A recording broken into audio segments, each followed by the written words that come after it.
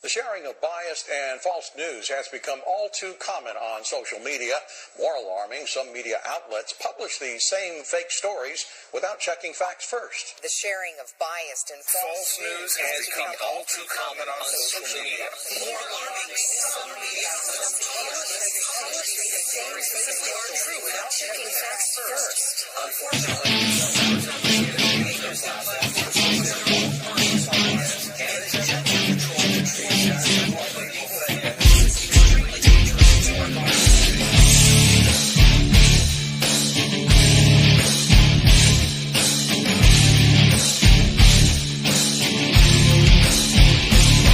Because of you, we're in this mess.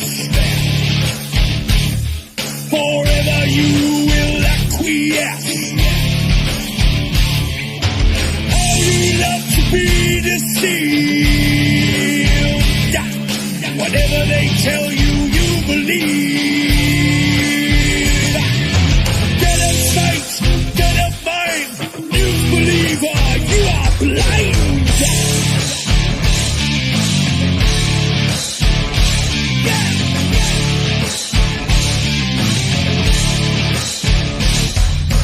Critical thinker, you are not.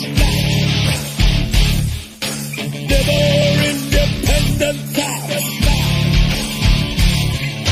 Busting through your paradigm. Hypnotized with pantomime. Regurgitating all you hear. Spread your terror, spread your fear. Never your mind to be free. Never your eyes will ever see. Lick the boot of tyranny, begging for your slavery. They who have remote control, the teens know your very soul. Tune into the great deceiver, television watching news believer.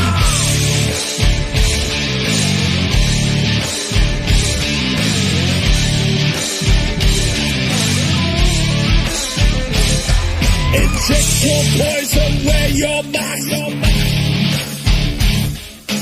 All they have to do is ask. Never questioning authority.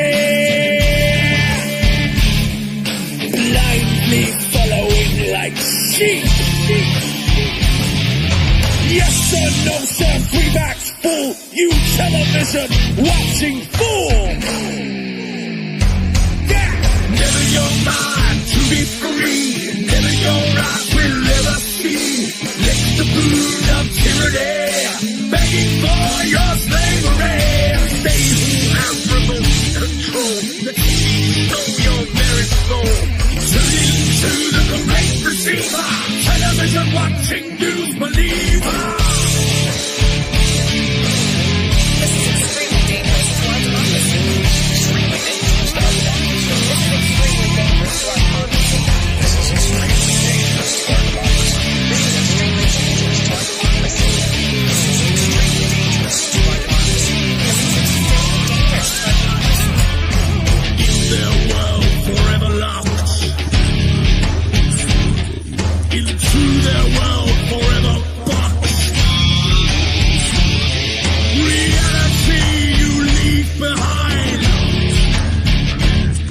A prisoner of your own mind. Forever you will be deceived, never ever to be free. Never your mind to be free. Never your eyes will ever see. Lick the boot of tyranny, begging for your slavery. They who have remote control, the teens know your very soul. Tune into the great deceiver, television watching news believer. Never your mind to be free. Never your eyes will ever see. Lick the boot of tyranny, begging for your slavery. They who have remote control, the teens know your very soul. Tune into the great deceiver, television watching news believer. This is extremely dangerous to our democracy. This is extremely dangerous to our democracy. This is extremely dangerous to our democracy. This is extremely dangerous to our democracy. Lights on.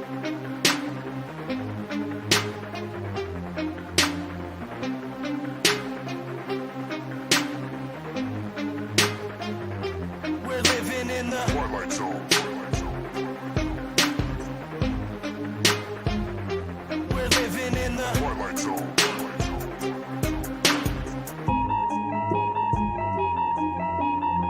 These crazy days that we live in just cause me aches and pains. Lately my life is like a season of Stranger Things. This place is flooded with demons and they invade your brains. This is an artificial hell and they create the flames. Day to day I just try to stay strong and make it through. Wake people up from their slumber, that's what I came to do. Please don't believe what you see on TV and think it's true. It's all just targeted programming and it's aimed at you. It's everywhere, you're getting lied to and yet you barely care. People with common sense are now very rare.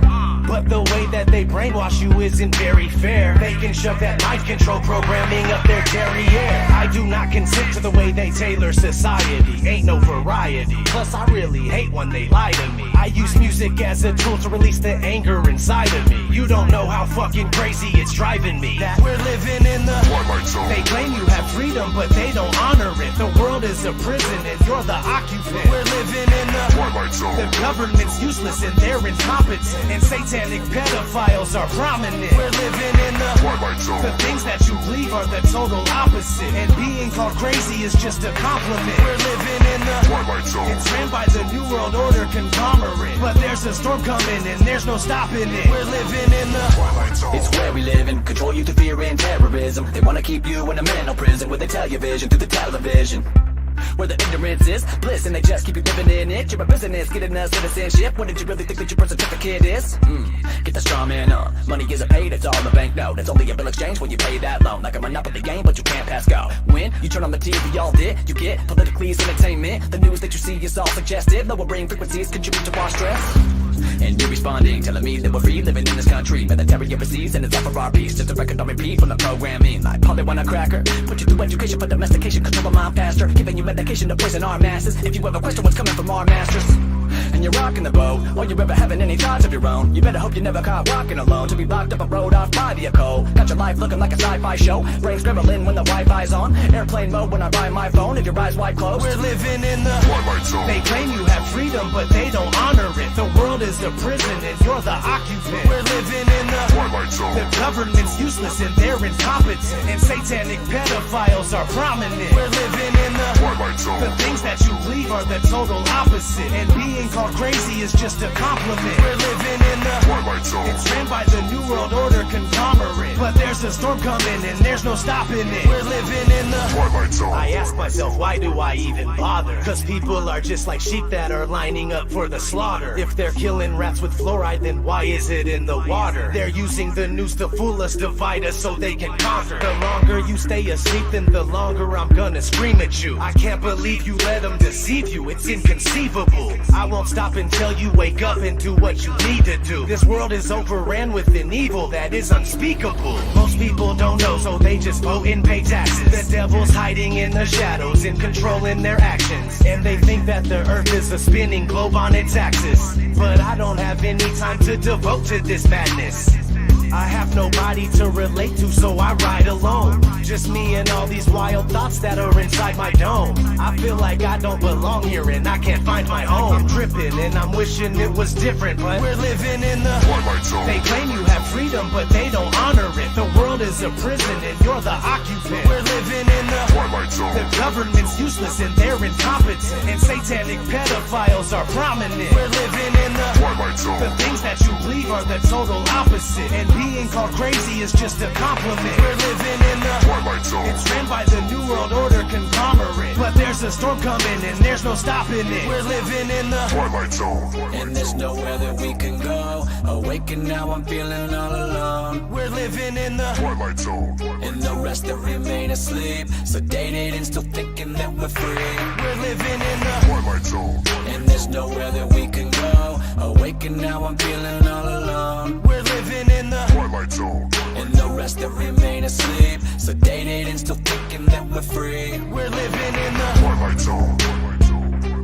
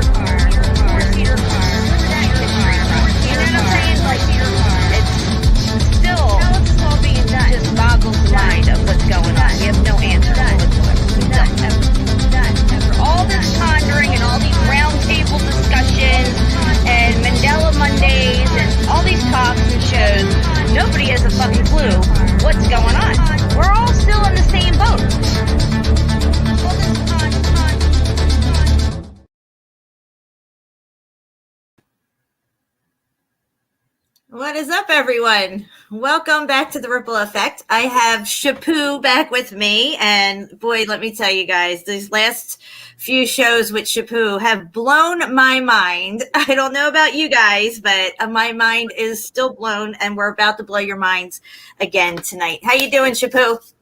I'm doing great. I hope you're doing great too.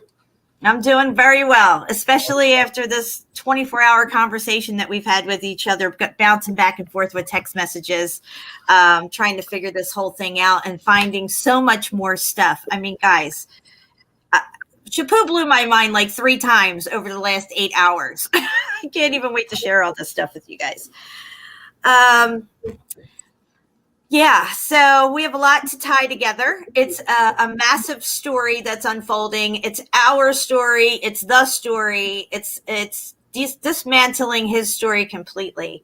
And I think what's happening is this apocalypse is happening through us. Everything that's been hidden from us is being revealed, and it's being revealed through people like me, through Shapu, and many other channels out there who are working extremely hard at researching this stuff and trying to figure out how it all works out, what exactly happened, in what order it happened, the time frames that we're looking at, and what exactly is taking place when these resets happen. How is it that these certain families come out on top and seem to have the right to rule over us? Shapu, I know you got a lot of information on these royal families and stuff. We're going to be talking about the Russian bloodline and the Romanovs, and we're also going to be looking at the Imperial crown and what it took to make that thing. I'm going to share a screen on that in just a minute, but do you have anything you want to say about the Romanovs and their family and the bloodline that they're? Yeah, only the royal bloodlines who appointed them the ruler of us, you know. When did they came and where did they came from and why they are doing all this to us, you know. That is what we are here to find out, and we got some information about the subject. So how do you think that Tatarians relate to the Russian bloodlines and who came out of that and whatever war took place, and how Tataria got wiped off the map completely as far as the generations that came after that great war or whatever took place, to where they erased Tataria from his story because the victors write the stories and the dictators decide what's going to be taught to the people? And so how do you figure the Tatarians fit into all this with the Russians and the Romanovs and stuff? Yeah, well, but the Tartarians were probably like from the previous world or civilization, want to say. But these royals, when they came from probably not even the same place that we live today. So they took over and they wanted to chase everyone and dilute the bloodlines. So the Tartarians had some knowledge about this event, and they had some old bloodlines, and they wanted to probably destroy and dismantle their history. So this is where they were hiding. Because in proximity to Russia, Tataria is right there, pretty much. We would consider Russians are from the Tatarians are a lot. They were bigger. They were right. like, but they're like descendants of them and migrated down into Russia, maybe, where there were still pockets of survival, and took over those palaces and palatial estates and huge buildings and renamed them, reassigned them, and also seem to have inherited a shit ton of jewelry that is virtually impossible to make in the time frame that they're saying that they made these pieces of jewelry in. Clearly, like many other things, they were inherited. Yeah, and they just took possession of it. You can see just by their clothings, and there's ancient clothings from the Russians and the symbols that they use, that they were the same as the Tartarians that they show everywhere. So they were probably the bloodlines of the Tartarians, and like I said, came from the legends of the tall whites. Yes.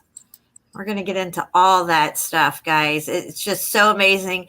And it's such a huge story. You got to understand, we're like investigators coming in after a crime scene has taken place like years and years ago. And we're trying to back engineer the whole thing and see how the pieces in the timeline fit together. Because literally, his story, the whole thing, is one big lie. It's a facade over something else that took place.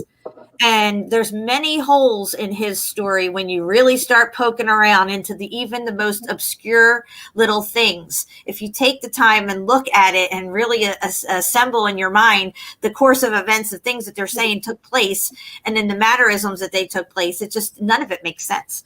And that is one of the most fascinating things that I find, is that the lie is just, it's more that you see that it's a lie. You can see how, it seemed they made a lot of mistakes in his story.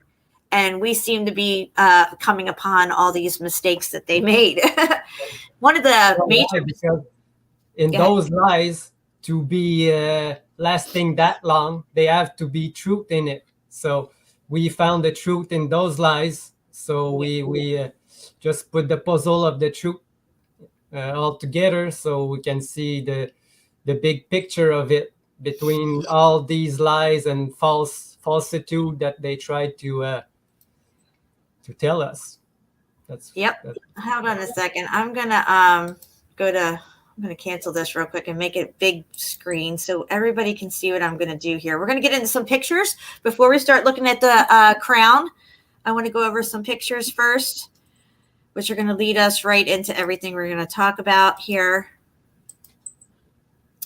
Let me make sure everybody can see that on screen before I start talking. I got 49 people here, it looks like, right now. Maybe, 49 people. That's awesome. Okay, everybody can see this. This is something that Shapu sent me. I thought it was very interesting, Shapu. I'm not sure where you found this. Was this in the medieval art stuff we were looking at? No, this is the Medici family emblem. That's right, the Medicis, right. If anybody knows the Medici, one of the most powerful family in Italy. History. Yeah, in it, not even just Italy, in all history of that they gave us. Yeah. Yes. And we have a lion here. The Medicis have the fleur-de-lis all over their aprons here. Right. So they're saying that this is like maybe French and Italian. So he's French and she's Italian. So that was what was that? Her husband's name? Henry? Wasn't her name? No, I didn't have time to look into. Yeah, I remember the show Reign that I was watching, and Catherine Medici was in there, and she was married to Henry. I forget which Henry it was, but yeah. Anyway, the thing here that we want to pay attention to is this wolf.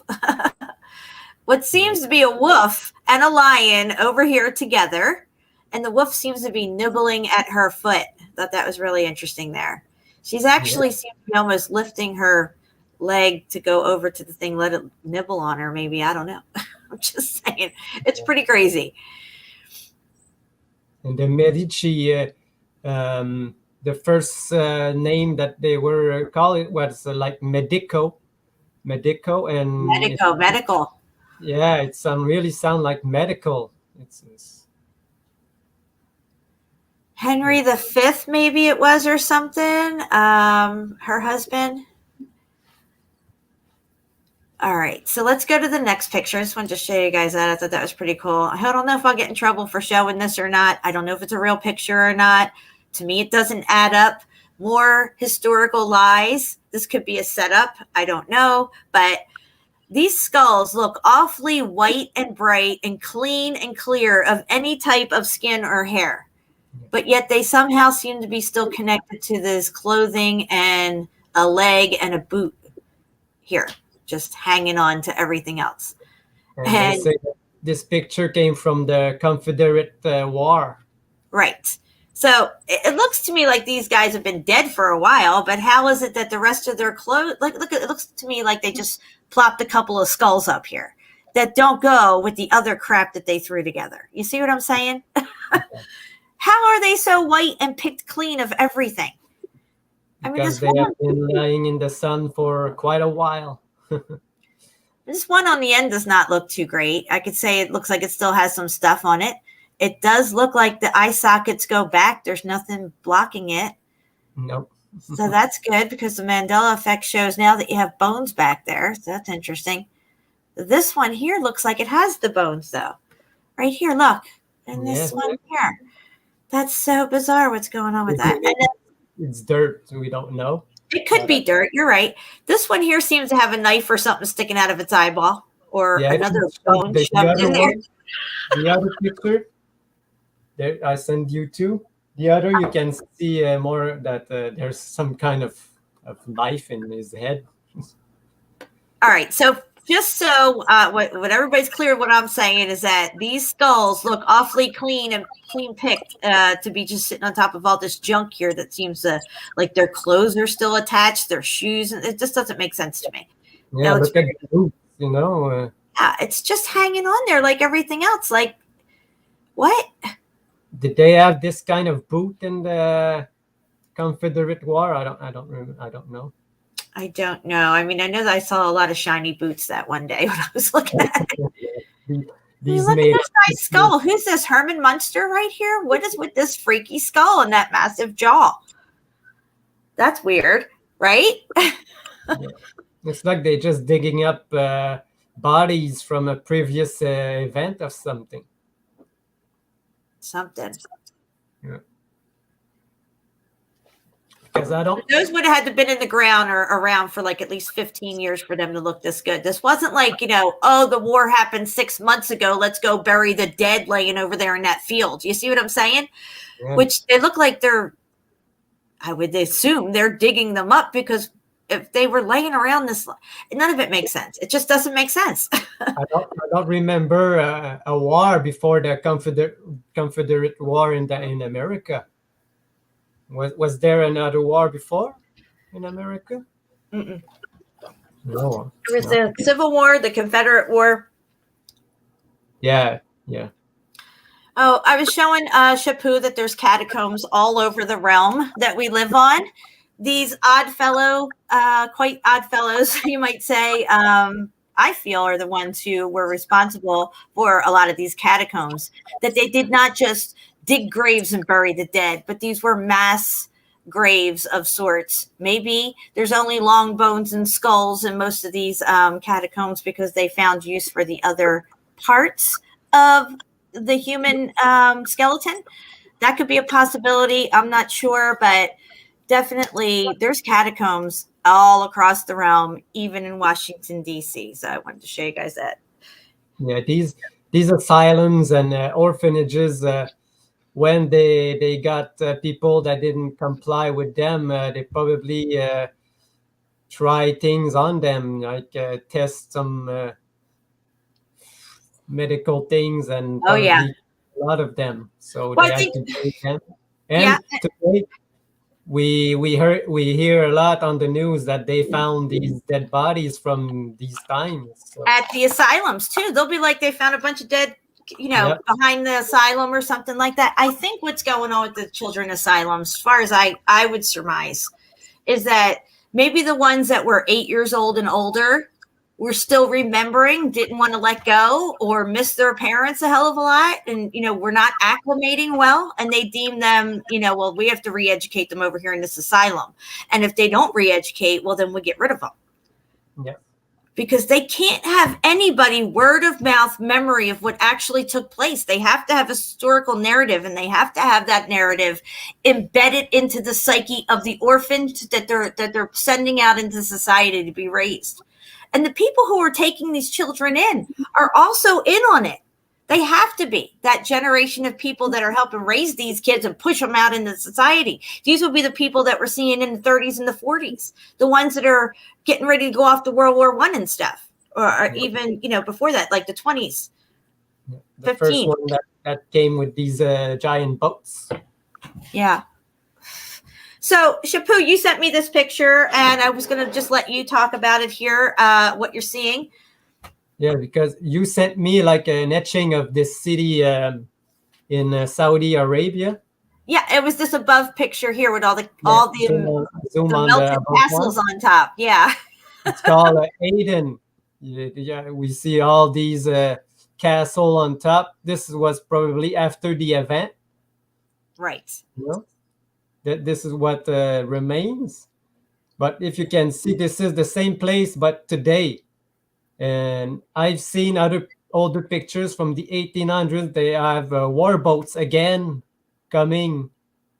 So they So probably you're saying that you looked up this place here. What's the name of it? Aden in Aden. South. And so, and South. this is the exact same spot, Yeah, right? it's Okay. And then, the same place, but you can see that wow. all the water has been filled up here. You see the coastline Yes. on the old Yes. picture. Wow, Probably that's amazing. what they shut down, and all the rubble came down, and they just fill everything up, and they build on top of it, because you can That's clearly right. see that it's not there, wasn't there And before. clearly there's no castles up there anymore on those mountaintops. They've melted away. I tried to find some people going into the mountains. I couldn't find any, but they probably have lots of ruins all It over looks this like place. right here there might be something sticking out. And then Yeah. like of course right here looks like kind of like a conical shape. The only place you can see it's at your far left. If you can set at your, is it your left? I think it's your left. Over here? Or the other side, right here? Right here, not right there. You can see like some remains of kind of structures. And Over if here? you look at the etching, you can see there was a castle right there. Right there, yeah. Interesting. Yeah. Very, very interesting. You know, and it looks like there's like steps right here and stuff. See these little rows of like steps and stuff? Why would you have steps there if there's nothing right there to go to? They look like they're kind of curved over, like melted over that way a little bit to the going towards the left. Yes. That's really, really fascinating, this picture that you found, you know, today's version of what's going on here. And wow, why would they even etch in those castles there in this drawing if they didn't actually exist? They wouldn't. No. I do this a lot, but sometimes you cannot find a city that is written in these etching. It's another name, or they change thing, but this one was the same name, so and it still looked the same. So I wanted to share this picture. I sent it to Shapu. I had noticed in our last live stream when we went through some of these pictures that because I go back and rewatch the live stream to see the chat, because I miss, like right now I'm missing the chat because I'm focusing on the show. When I rewatched the show, I was like, this little boy here. Let me zoom in on him. This little boy right here, giving you the stick guy, has glasses on. You can barely see them. But this guy's wearing glasses. And my son, listen to me. My husband's like, well, yeah, little kids wear glasses. And I'm like, no, I'm just thinking about the time period and, you know, what they were doing for the kids as opposed to adults. And these things weren't like so readily available for just, you know, adults and kids and stuff. And these are supposed to be orphans and whatnot, you know, but I found it interesting that this kid had a cool little pair of glasses on. Yeah. Me too. When I saw it, what he was, he's wearing glasses. Yeah, I missed that one. Optometrician back then. I can't believe this. I got to go all the way back into my pictures again because this thing shut me out. Not again. Yes, it always does it to me. It always does. All right, I have to maybe I'll just start from this end and go the other way. It'll probably be easier for me. Go here and start. Oh. Okay. Yeah, we'll backtrack the other way. So his story is a lie. Robert Walpole? Yeah. Yeah, all his story is a lie. I agree 100% on that quote. Let me go here. It's going to go to the next one for me. Okay. I screenshotted this off a video I sent Shapu earlier. There's this channel. Shapu, I don't even know the name of the channel right now. I feel bad. It's like guitars. About guitars. It's a guitar channel, but he started to make some It doesn't say anything. It's just music. But Yeah. his It's very pictures are really compelling. great. Yeah. Yeah, whatever caused the reset, whether accidental or intentional, it has become apparent that an event situation was taken advantage of for world control and to rewrite historical narrative. And I have always said, guys, that somehow these people piggybacked the reset. Either they knew it was coming or they hijacked it somehow, or maybe even sabotaged it in some way. And somehow they piggybacked it in order to come out on top and keep the best stuff for themselves and rule over us and give us a whole new narrative of who the rulers are and why things are the way they are. Or even create themselves some events and say that they will come and hate the people, and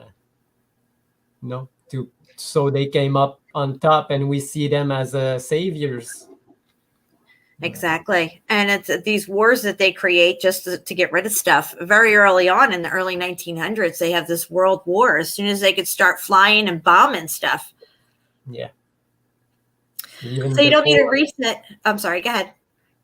Oh, no, I was just saying even before, like we show with these boats and these giant warship, what did they do with them? They probably just went and shoot the remains of the previous civilization that they want us to find out about. Yep. So this is the Leaning Tower of Pisa. They tell us that it took 199 years to make this. Just this, not even mentioned in the building that are next to it that are identically built with the same material as the Leaning Tower of Pisa. But just this Leaning Tower took 199 years. Yeah, remember the etching I showed on the last show? You could see this church in the background, but there was a lot of buildings in front too. There was buildings all around here. They got rid of them. Yeah. Components underwater since the flood ?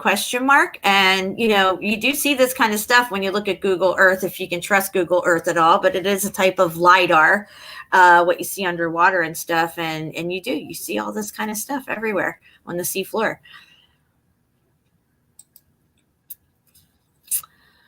Melting could have been from more than one reset starting after the flood or advanced war and easing by the late 1700s. And I think there was a reset and a war that took place at the same time. Seemed like what we have in the book of Revelations, where it talks about all these natural events that are going to take place, plus wars and rumors of wars, or you'll hear tales of a great war that took place in certain areas. But I think when the reset takes place, it's not quite as quick as we think it is. There's factors that are in play to where things have to settle down. And, maybe that's what they refer to as the dark ages. I don't know. But I definitely feel now that there was more than one reset looking at things. Yeah, but there was one giant big event worldwide before all of this. Like I mentioned quickly in the previous stream or the last one before, the switch of the pole switch. Yes. This created a lot of confusion and turmoil around this place, and probably opened some place for people to come in and create this giant great war between them and us. I say us because it's right now, but it wasn't us. And isn't it interesting? We're going to get into some pictures though, but we see the Iron Cross comes up everywhere. Not just Hitler used the Iron Cross. We've seen the Iron Crosses that seem to have been, Admiral Byrd explained on their Flugelrads. They had Iron Crosses with these people that live on the interior of our plane. The Knights Templar used the Iron Cross, although they're different colors and stuff. They're all the same shape. All these royals wear the Iron Cross. You'll see it all over military uniforms. It's everywhere, the Iron Cross.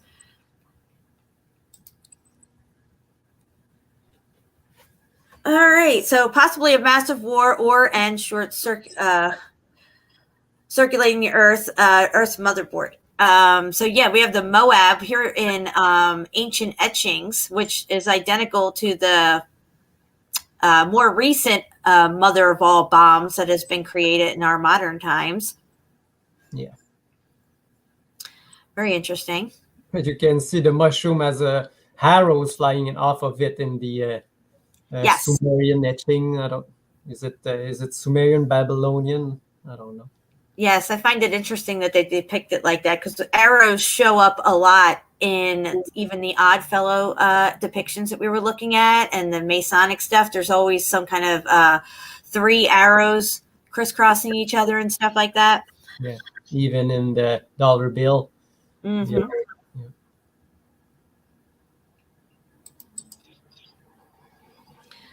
Empires may have been created as evidence for all the wonderful architecture and lost technology. No actual Roman Empire and current empires repurposed and destroyed the past.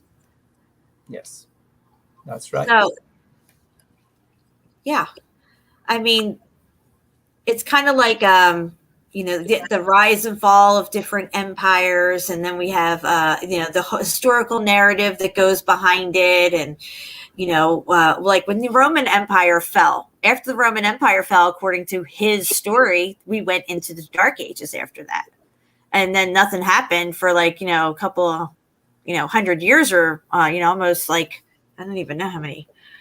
Yeah, but I think that these Romans and all the things that they say that were before are all made up stories. Yeah, it's all made up, but that's what I'm saying. Like how they, how these rise and falls, these ebbs and flows of major empires, and moving into advancement, and then the empire falls and everything degrades, and then humanity has to build back up again. And then because after the Roman Empire fell in the Dark Ages, after that we have the Renaissance, which is the rebirth. A good way to hide your history is to blame it on other civilization. Mm-hmm. Mm-hmm. You taught people that these are the Romans that were before, but they can't think that it was you that did this, Mm-hmm. So that's what they did.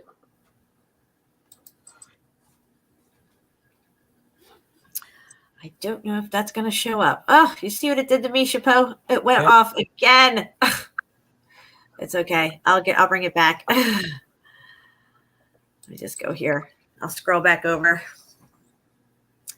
Always wants to mess with me. Without fail. Every time. All right. Let me get my stuff to come up here down the bottom. Where was I? I was down here. To me, when I try to make a post and I write a long paragraph, it goes away. Oh, don't you hate that? Yeah, I have to write it all again. So now I just bring up Notepad. I wrote everything I want to, copy and paste it right away because it happened too much time that I don't know why they do that.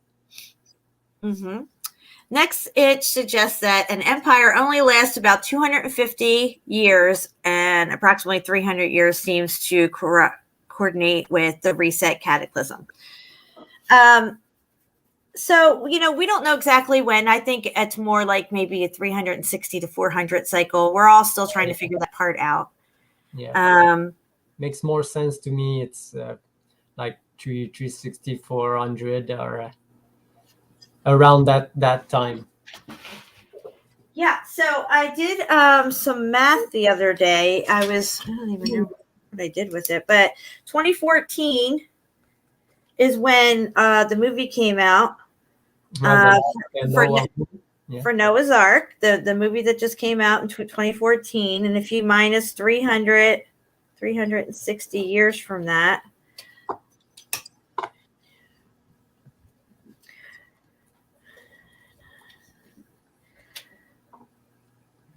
so I don't know what I got here. Hold on. I just had something happen. Hold on a second. I had a glitch. So it puts us at I'm sorry. Did you get it? What? I just had a message come in on my phone real quick. No, I didn't hear it. Oh, I was just looking in the chat real fast.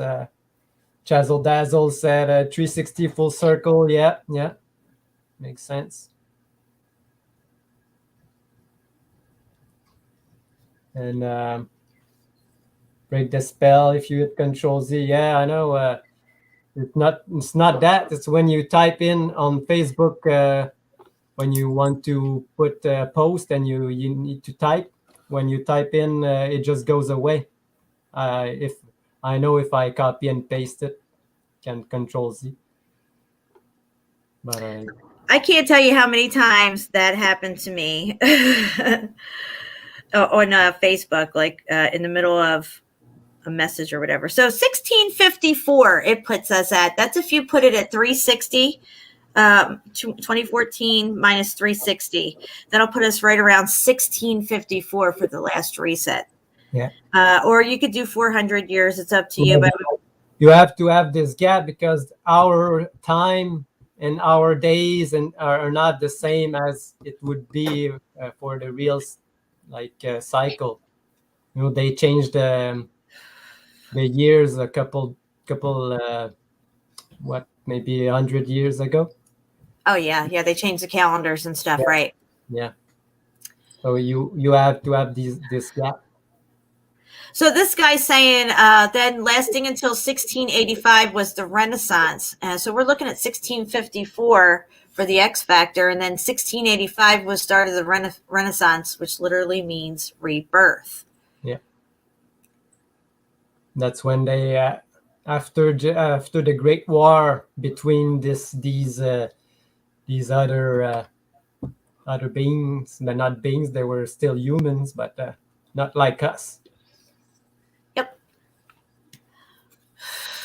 Early period has depicted massive carnage by intense heat and fire. So I showed Shapu this picture because I thought, man, it really looks like there's an arc right here in this picture. I can't say for sure, but it looks like an arc right here. This, and it actually looks like one of the ones from the movie 2012. The way it's all gray and covered up like that. What do you think, Shapu? Yeah, it looks some kind of ship that we don't know, and he probably made of. Could be like. It could be like an ironclad, even. Yeah, that's what I thought. Maybe some steel. It's definitely in the water for sure. Boat. Yeah, but I don't know what is this painting, but something really bad happened. Well, look at these guys over here. This guy's like hanging. This guy, I mean, these guys look like they have tails or something. Why do these guys have tails? These are just a representation of evil doers. Like little demons and stuff coming up from the pit of hell. So, yeah, it seems to be like there's an arc in this picture as well. So I wanted to share that. We found a few more arcs to show you guys here coming up in these pictures. I thought this was interesting. I don't know what's going on here in front of the White House, but there seems to be like trash everywhere on the ground. So there's that. And then I noticed that the White House seems to have its dome up here. If you look up here, you can see what looks like that dome that seems to be missing off the top of the White House now. But there it is. It's right there. Yeah, aren't there supposed to be a dome on this White House? No? Yeah, there's supposed to be a dome on our White House, but when you look at our White House, it's like a Mandela effect. Nobody knows what happened to the dome. But I think Stealing Fan Man showed a video, and I know Brian used it in our Mandela Effect show, where you see Superman in the Superman movie putting the dome back on the White House or something, like flying over and setting it down on the White House. Oh, yeah. Anyway, yeah, it looks very trashy. There's trash everywhere. People are sitting around like, what the fuck? They're waiting for something. Yeah, it's like, are we getting picked up? What's going on? Somebody giving us some food? What's with all the trash everywhere? So that's really, like post-apocalyptic looking, I don't know. You don't see government people or soldiers walking around. It's just these people. They look lost. Like, what are they doing? I don't know. No, Interesting picture. And this is from that trip down San Francisco Main Street, where it comes down to the terminal here. This is before the fire. This is like the day before or 2 days before the fire. And it says erected 898. 898 erected. There's no one there, guys. It says 898, or at least 896 at the very least. Thought that was interesting. John Levy showed that a while ago, and I never really touched on it, but there it is. Let's see if it'll go to the next one for me. Oh, this is Game of Thrones. We were talking about this, Shapu. What did you notice here on this map? It said something. No, there's a summer sea and some iron islands. Yes. So we were talking about the Iron Republic, which the Iron Republic, when you look at it, it looks like an island nation, you know, because it's kind of separate once it gets into that narrow, when that entranceway in through the land masses, then their continent's like kind of right there. So I thought that was interesting that they have the Iron Islands in Game of Thrones and summer seas. And on the interior of the earth, they have what they call the Summerland. Just pointing out similarities there. Talking about these royals, and I mentioned it's like a modern day Game of Thrones, but maybe this what it was for real. Exactly, it does seem that way.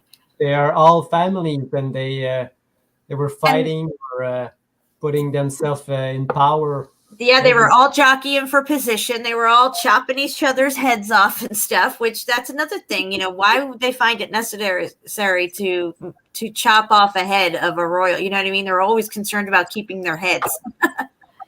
Yeah, we didn't go into to these families, but we will go later, I guess. You want me to skip this picture? Yeah, if you. Okay, no problem. We'll go back to that later. And that one too, right? Okay. All right. So we're going to start here. This is very interesting stuff. We're going to get into the Romanovs and this bloodline here. All right, Chapeau, I'm going to leave this one up to you, but I am going to zoom in on this. And the first thing I want to point out is these two are wearing iron crosses in their regalia. They have iron crosses. It's very important symbolism here. And do you want to tell people who these guys are? Yeah, there are two guys. One is from is the Tsar Nicholas II from Russia. The first picture, the first on the left. And the second one, it's George V from England. You hear that, guys?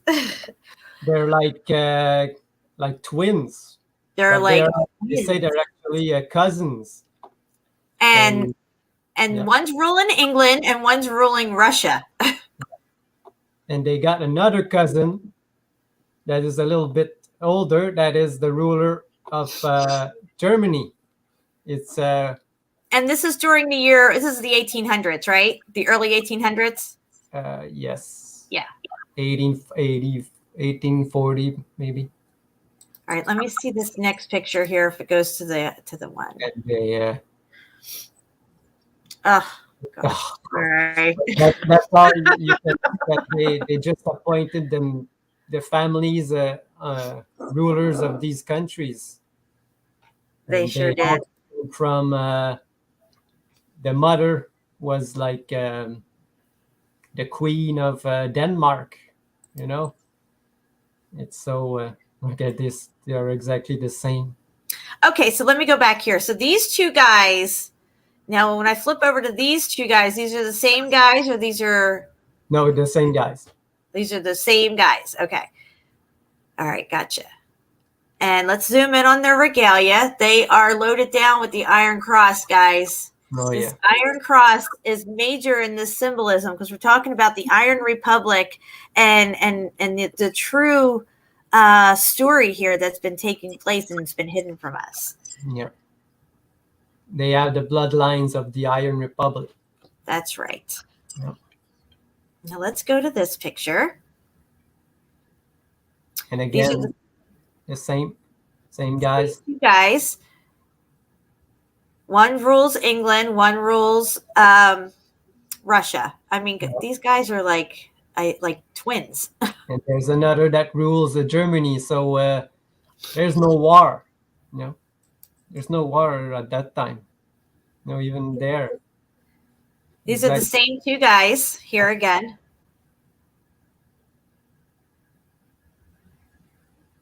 I mean, wow. Just wow.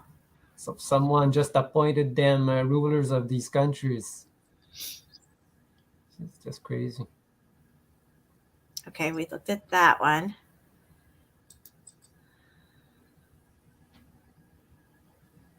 All right, the same two again, right? Yeah. Wow. But I don't know why in this picture he got black eyes, because his eyes, the both are blue eyes. I have pictures that both are blue eyes. I don't know why. Oh, really? Yeah, Let me go back to this one. Let me see if I can see if his eyes are blue in this one. Well, they look kind of. Oh, they look a little light. Yeah. Or maybe history has mixed up these two. Yeah, maybe. All right, let me go to this picture. All right, yeah, so. These ones are younger. Look, even younger, they look like twins. Yes, they really do when they're younger. I mean, that's just too much for me. Oh, yeah. Well, these are just costumes. And again, they have the iron crosses on. Yeah, they say that these are German accoutrement. These are German clothing. I don't think I have the picture of the other guy with them. Didn't you have one where there was all three of them? Maybe. No? Because I'm just saying, with the pictures that I just showed, that it's only just them two. Yeah. I didn't send you the third Willem. All right. I don't remember where I got this picture. I sent this one to you, right, Shabu? This is a painting from a famous painter. Oh, right. On that site we were looking at. I sent you that site, and this was in his painting. Look, guys, there's an arc in this photo, in this painting. This guy paints a lot of Roman ruins and ruins all over the world. Yep. But this one looks like it's after some kind of event. Yep. And I mean, how crazy is that, right? I mean, again, it's just lurking right there.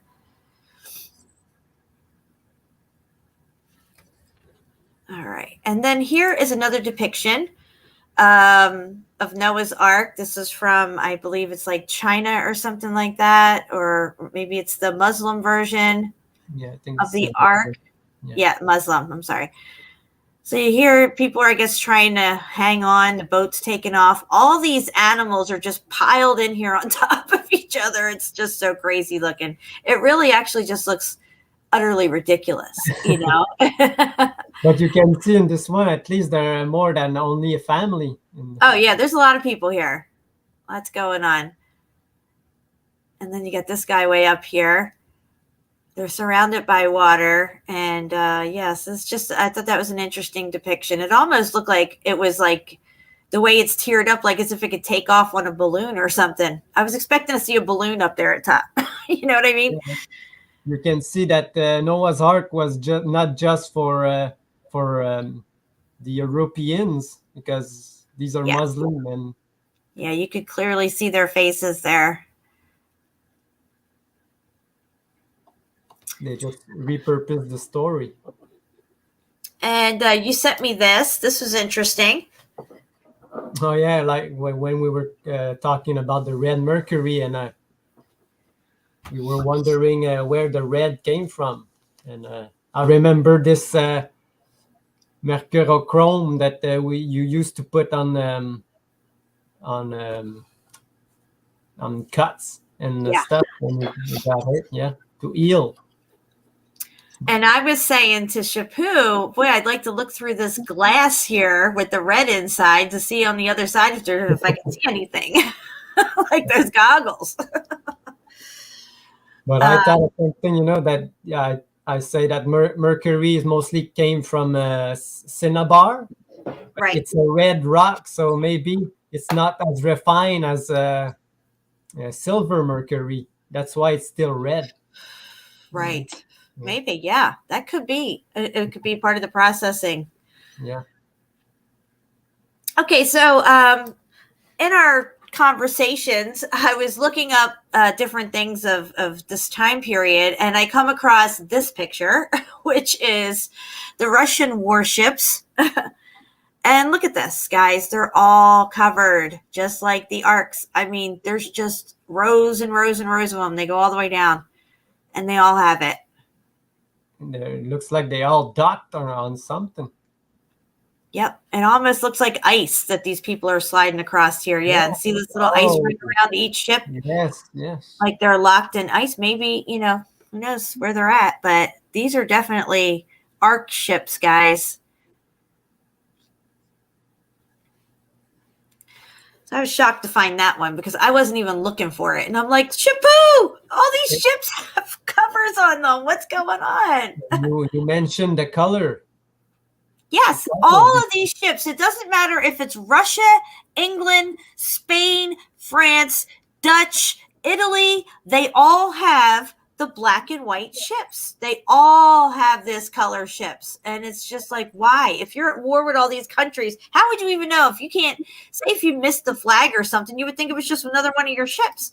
Or they could just, you know, put on another flag. Here's one that I found too. Again, it's black and white. Just, you know, the picture's black and white, but the boat is black and white as well. And they all seem to be that way. Let me see here. I don't know if we showed this one already or not. I don't know, but this was interesting. I just found out these are like the one we showed, those round boats. Yes, the ironclads that were round. Yeah. I didn't think they were that big when we saw, but yeah, that one's big. All right. Let's go to the next one here. All right, let's talk about this. I found that Iron Cross really interesting because it represents like the red sun. You know, you see the middle is like the black sun, but it's going red glow. Right. Now, I think this is the Tibetan one, maybe. Is this, or was this used with Germany at all? Yeah, it was used in Germany. Okay, I gotcha. I found it really interesting that this one had some flames, yes. Yeah, like the smoky god with the white sun in the center and then the black. It's just, wow. Yeah. And, you know, Hitler and his compadres, they were all over Nepal and looking for Shambhala and going to Tibet, finding all this stuff. Yeah, like I said, they knew something about the true history, and that's why maybe they were shunned from history and put out as really bad people to try to destroy the history of the Germanic that were probably came from the tall whites, like I said. Exactly. And we're going to get into that more too later on down the road here. Do you want to explain this picture? A really touchy subject. Yeah. The first time I saw it, it looks like it's Tsar Nicholas. Really, yes. But somebody pointed to me that it was really George V. So that's when I saw, what? George V? And I look it up and they are the same. They're identical, these two. It's crazy. And they're all wearing the same decoration, the same iron crosses. Yep, exactly. And this looks very much like our money. Yeah, but it's it's a Newfoundland money. I didn't know that Newfoundland was a country. This is about Salerno. This is where I'm from in Italy. My family originates from the city of Salerno, and that's my maiden name. So we're going to do a whole show on Salerno. We still I have to get some stuff together on that. But let me go to this next picture here. Okay, so here's the Romanovs. And the other guy on the dollar bill, whatever that was, his face is the same face. Yeah, it's the same face. And there's her tiara right there that she's wearing. We're going to be talking about these crowns here in a little bit. Yeah. He's got his Iron Cross on right there. Oh, yeah. Like you mentioned, all these royals have all these crosses, and they all the same but different color, but they all have the Iron Cross. Yep. Yeah. Yep. Even the Knights Templars. Yeah. Talk about the Knights Hospitaller.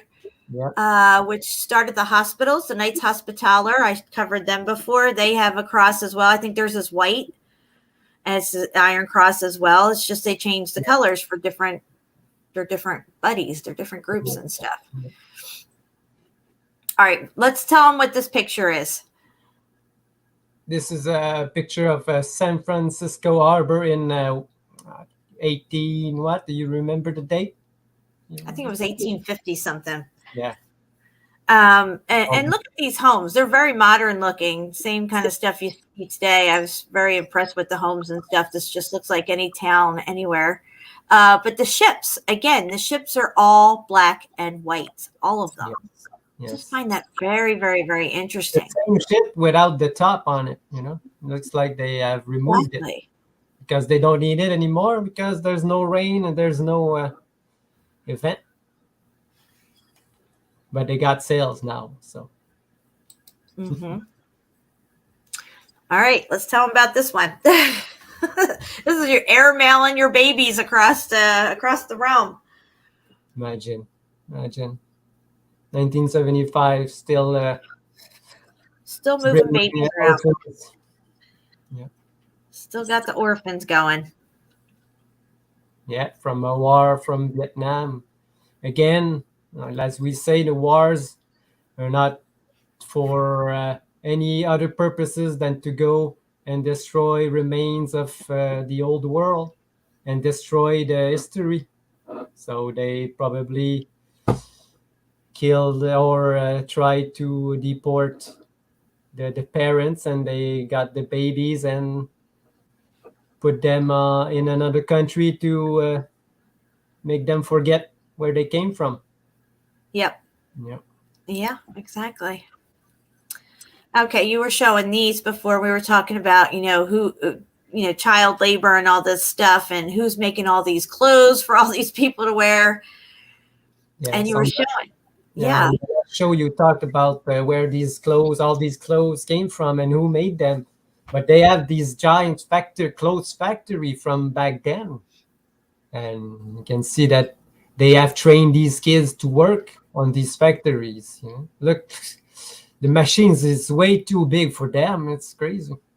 Yeah, that's crazy. It is. I mean, it's just, sometimes I wonder if these are even staged photos. I don't know. Yeah. None of them even have shoes on. Why don't they? I guess it's easier to climb over these machines and climb onto them without shoes. And they had clothes factory, but no shoes factory. No shoes. Yeah, I was just like, what? Wow. But you'll see on the next one, these are the Victorian ones. These clothes factory from the Victorian, because these clothes are even more intricate.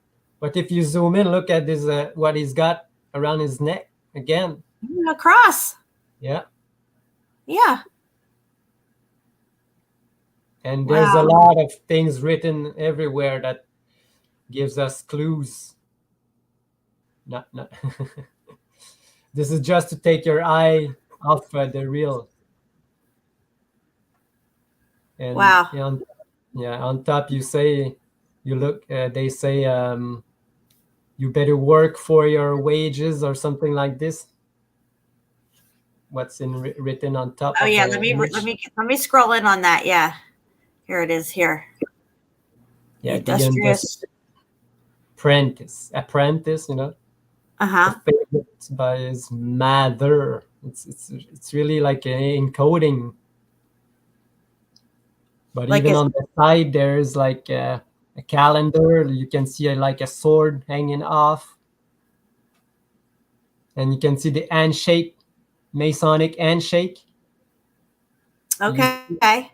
Just below the book, just below where you Yeah, got right the here. book. I see it. Yeah, look at that. Right, they got two gloves sitting here, Yeah. shaking their hands like that. Yeah.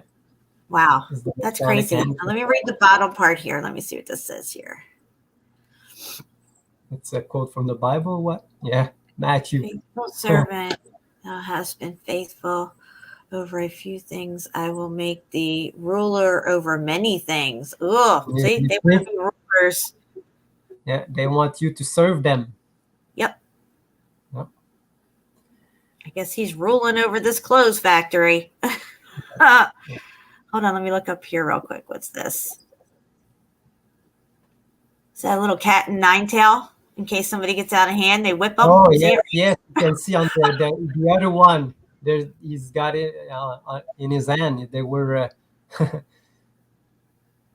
they were slapping people with it. Yeah, right? It's crazy. I think there's here. You can see he's Oh, got yeah, his, look here. yeah. He's got his attitude adjuster in his hand. Oh, you don't want to work? I'll fix that for you. Now you want to work, don't you? Yeah. Crack inside your head. Make these clothes. And this is all done without electricity, guys. These fancy schmancy clothes. Look, this guy's like, oh, my back's killing me. I need a break.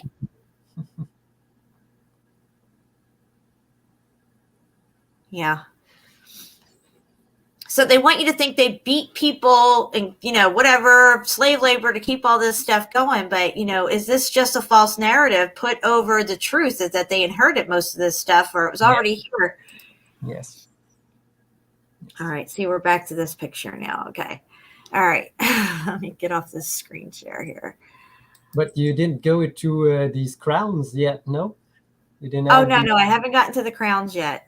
Well, I don't think there's any more of those pictures here. We're back at that. Oh, no. So I have to go over to, let me see this one here. All right. So here we're looking at the Imperial crown of Russia. I mean, wow. Just look at this thing, guys. Absolutely amazing. We have the Iron Cross right there on top. Yeah. Sitting on a red ruby stone. I'm assuming that's a ruby. It probably isn't a garnet. No. Absolutely amazing craftsmanship here. You would think it would have taken years to make this thing. Hold on. Let me scroll out a little bit. Scroll up here. It says the Imperial crown of Russia, also known as the Great Imperial Crown, was the main symbol of power for Russian monarchs and the main imperial regalia from 1762 to 1917. It was used by all Russian monarchs, starting with Catherine II and ending with Nicholas II. Yeah. Created, and Nicholas, yeah. Created by court jeweler George Frederick Eckhart and diamond craftsman Jeremiah Pozier Jewish? in just 2 months. In just 2 months for Catherine II. Yeah, and it was made that 2 months. Yeah. In 1762. They had no electricity, guys. They had no electricity in 1762. And this crown was made in 2 months. 2 months with no electricity in 1762. Let that sink in for a minute, okay? Just let that sink in for a minute. What's going on here with this picture? It took 199 years to build the Leaning Tower of Pisa, okay? They tell you that the pyramids are tombs, right? And they tell you that it took 2 months in 1762 to make this. 2 months. Are you fucking kidding me? That is a problem. That's a real problem right there. Okay, for what I'm gonna show later, you won't believe that they did that in 2 months. Exactly. This is one of the holes in the story that we're talking about. That if you do some digging around, because how many people look into this crown and who made it, when it was made, and how long it took to make? You know who does? I do. That's who does. This is where I find all the holes in his story. And this 2-month period for this in 1762, that's just a bunch of bullshit. That's all that is. But I think these particular crowns and opulent regalia that they were all inherited, of course. There's no way you can create that in 2 months. Here's another crown. I forget when this one was made here. It doesn't have a date, but again, these are made without electricity, guys.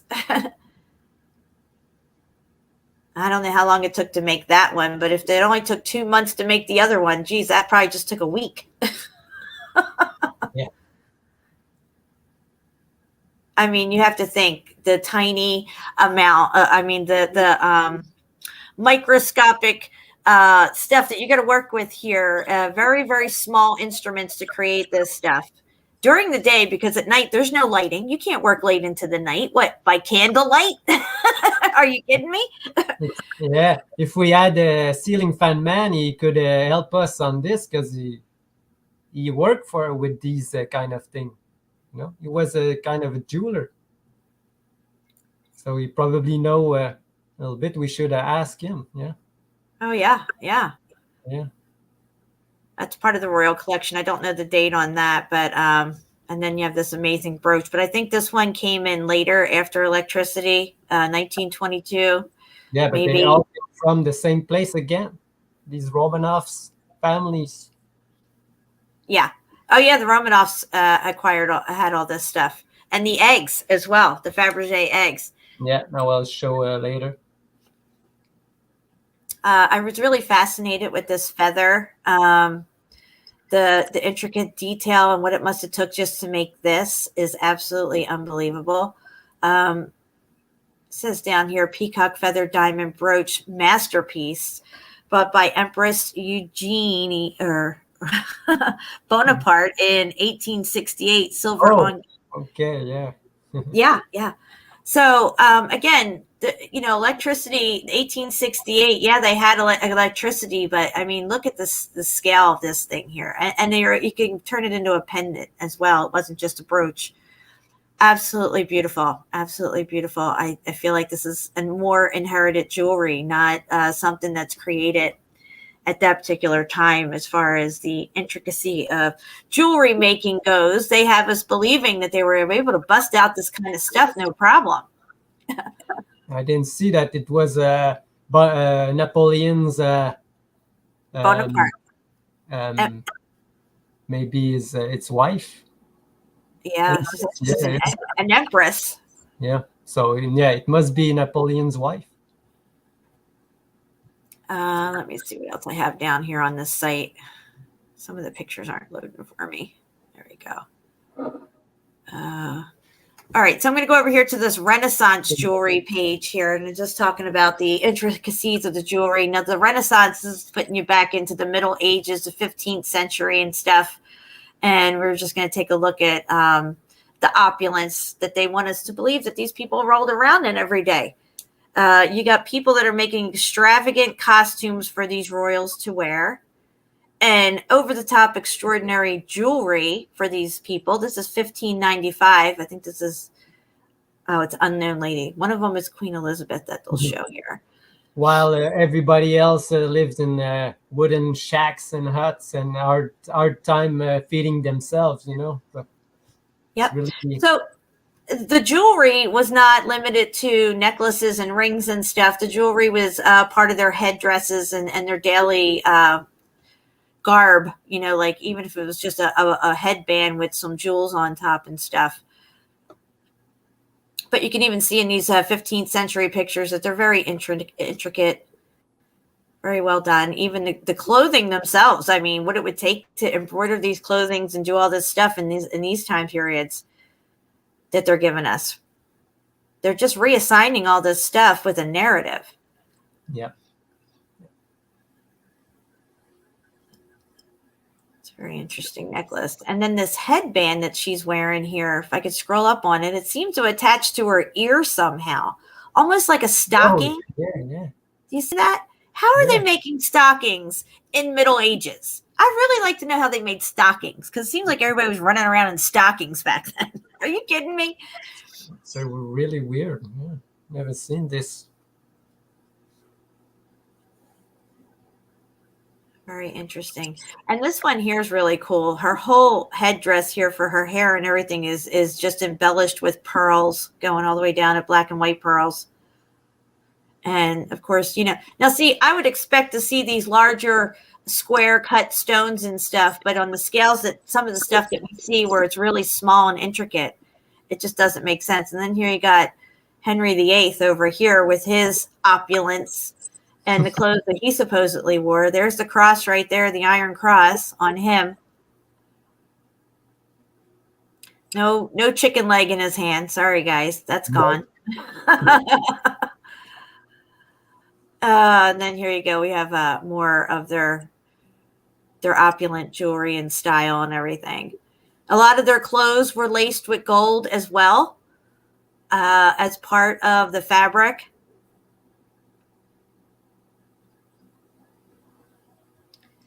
Isn't that interesting? So the whole headdress around it, this wouldn't be fake stuff that they put in. You know, there was no fake stuff laying around and everything. This was all encrusted with jewels and stuff, even their hats and everything. 1536, 1527. Yeah, and they wear this for what? For walking in their big castles, you know? What are they doing with all these clothing? You know? Exactly. They're used. They seem to be some kind of a use. I don't think there was showing off. I don't know. Yeah, I don't even think there was any poor people back then. I think they all lived like this, you know? Yeah. Like from these pictures, the way they're showing us and stuff. It doesn't, like Chambord. If you look at Chambord, that place can hold 2,000 people easily could live there. You got all the lawns and gardens that you would plant all your food at and everything. You're on your own little platform island, right? And around it, there's nothing around it for miles and miles and miles. There's not little villages and towns and all this stuff. That was the little village, you know? Yeah.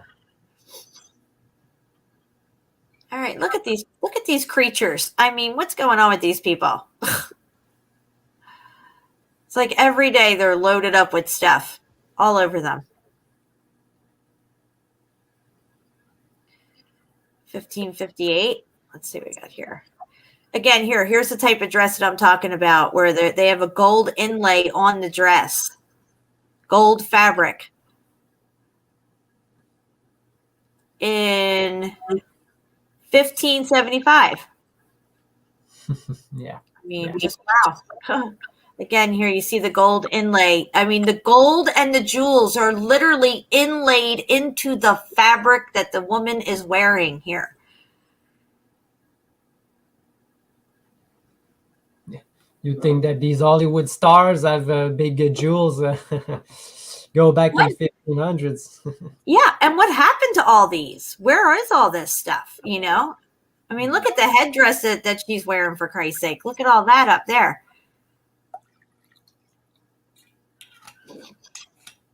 We're going to get into the rest of the Russian regalia and stuff here too in a little bit. Let's look at this guy's stuff, what he's got going on. Yeah, it's kind of grainy on that one. That's the Tartarian lamb. You know what's it hanging on his neck? Oh, okay, I see it. Yeah, the lamb. Yeah, that's called the Tartarian lamb. I did not know that. So he must be Tartarian because he's wearing like one of these like royal necklaces. Yeah, portrait of Philip II of Spain, 1527. These guys look a lot like the people that we were seeing around the edges of the map, Montalbano's map. Yeah. They were all dressed like this, and it was from the 1500s. These were the appointed royals from the old world, and the again, here you can see the jewels are inlaid into the dress. It's all part of the garb. 1585. Absolutely amazing stuff. And the mannerisms of the portraits themselves. I mean, this one's kind of, you know, a little rustic looking, but I mean, they're really well done and painted. And there was that video out recently about the medieval art and how they may have actually done it, where it's kind of almost like a photograph. Yeah, yeah. Actually, it is. They did it from photographs, from projections on the wall, and they painted directly on the canvas from the projections. I mean, just look at it. Wow, the perfect proportions, everything there. I mean, this is just wow, really amazing stuff. All right. What do we have here? I think I had this up for something here. Let me see. Oh, I think I went through this one already.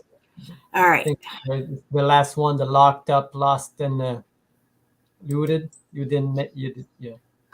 Yeah, I'm gonna close out this pictures here and get into the messages. And I think I have a couple of links I wanted to open up. Okay. If it'll open for me here. Let me see. Before I present, can we just take a small break? Oh, yeah, absolutely. Let me see here. Where are we at right now? We're at 1 hour and 22 minutes. Okay. Yeah, I'll get ready to put a song on here in just a minute. Let's see what I got here.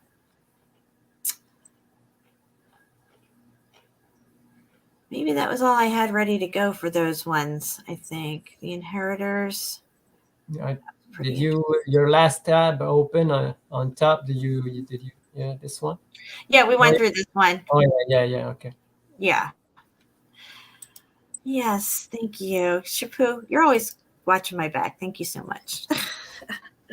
All right, guys. So I think we're going to take a little break, and we'll be right back. And then Shapu has got a bunch of stuff we're going to get into. You don't want to go anywhere. Please make sure you sub and bell Shapu's channel, and his links are right below in the description of this live stream. And if anybody would like to support my channel through donation, the links are linked in the chat. It's greatly appreciated. This is my full-time job, and we'll be back here in just a few minutes, probably about a 3-4 minute song I'm going to put on here. Let me see what I got. We'll put this one on. All right, guys, we'll be right back. We do not consent to the wars you use to kill the poor. We do not consent to your taxes and mandatory vaccines. We do not consent to the GMOs that you grow. We do not consent to adhering your geoengineering. We don't consent to the floor and the water supply, blinding our third eye and keeping us compliant. We don't consent to the wars you wage every day, bombing innocent children hundreds of miles away. We don't consent to you hiding our true history, or your secret societies keeping it a mystery. Cause you've been lying to all of us for centuries. Now it's time we break through your green screen reality. There won't be a rock and turn for y'all to be hiding. You're unprepared for the upcoming uprising, and no denying that you've ruled for too long. And we're chipping away at your armor with each song. We use the truth to put an end to the abuse. Once you see what's to come, I wouldn't want to be in your shoes. You think we're just lambs lining up for the slaughter, but we're here to make your new world have no order. We do not consent to the wars you use to kill the poor. We do not consent to your taxes and mandatory vaccines. We do not consent to the GMOs that you grow. We do not consent to adhering your geoengineering. We don't consent consent to the chemicals you're spraying above us. And we don't consent to the criminals you're paying to run us. We don't consent to your false flag attacks and shooting hoaxes. We're standing up now and letting you know we're truly focused. We don't consent to your central bank or your corporations. We practice discipline, citizen, and subordination. We don't consent to the 1% having everything. We don't consent to be puppets, we're cutting every string. I know one thing for certain, they won't control me. You had to have heard the name by now, they call me OD. I don't consent to the media telling lies to me. I don't consent to them engineering society.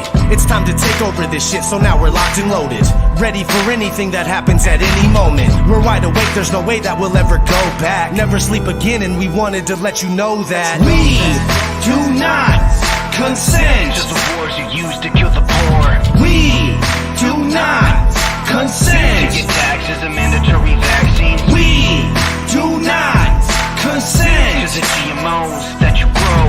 We do not consent. To adhering your geoengineering. We do not consent.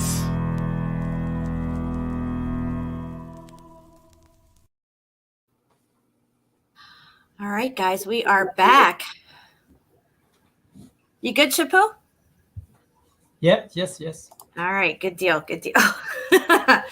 I'm going to go over and give this shout out to the chat here. I have not been looking at the chat. I was all focused on all this stuff. We got Tommy Tell the Truth in the house. What's up? Flataccord Music's here. Hippie Shake 29. Holistic Media. Mad Pie Man. Singe Man. Fervent Heat. RT. I saw DJ in the house earlier. What else we got? 09 Clatu. I don't know how to say that name, but there you are. I'll put you on screen real quick. What's up?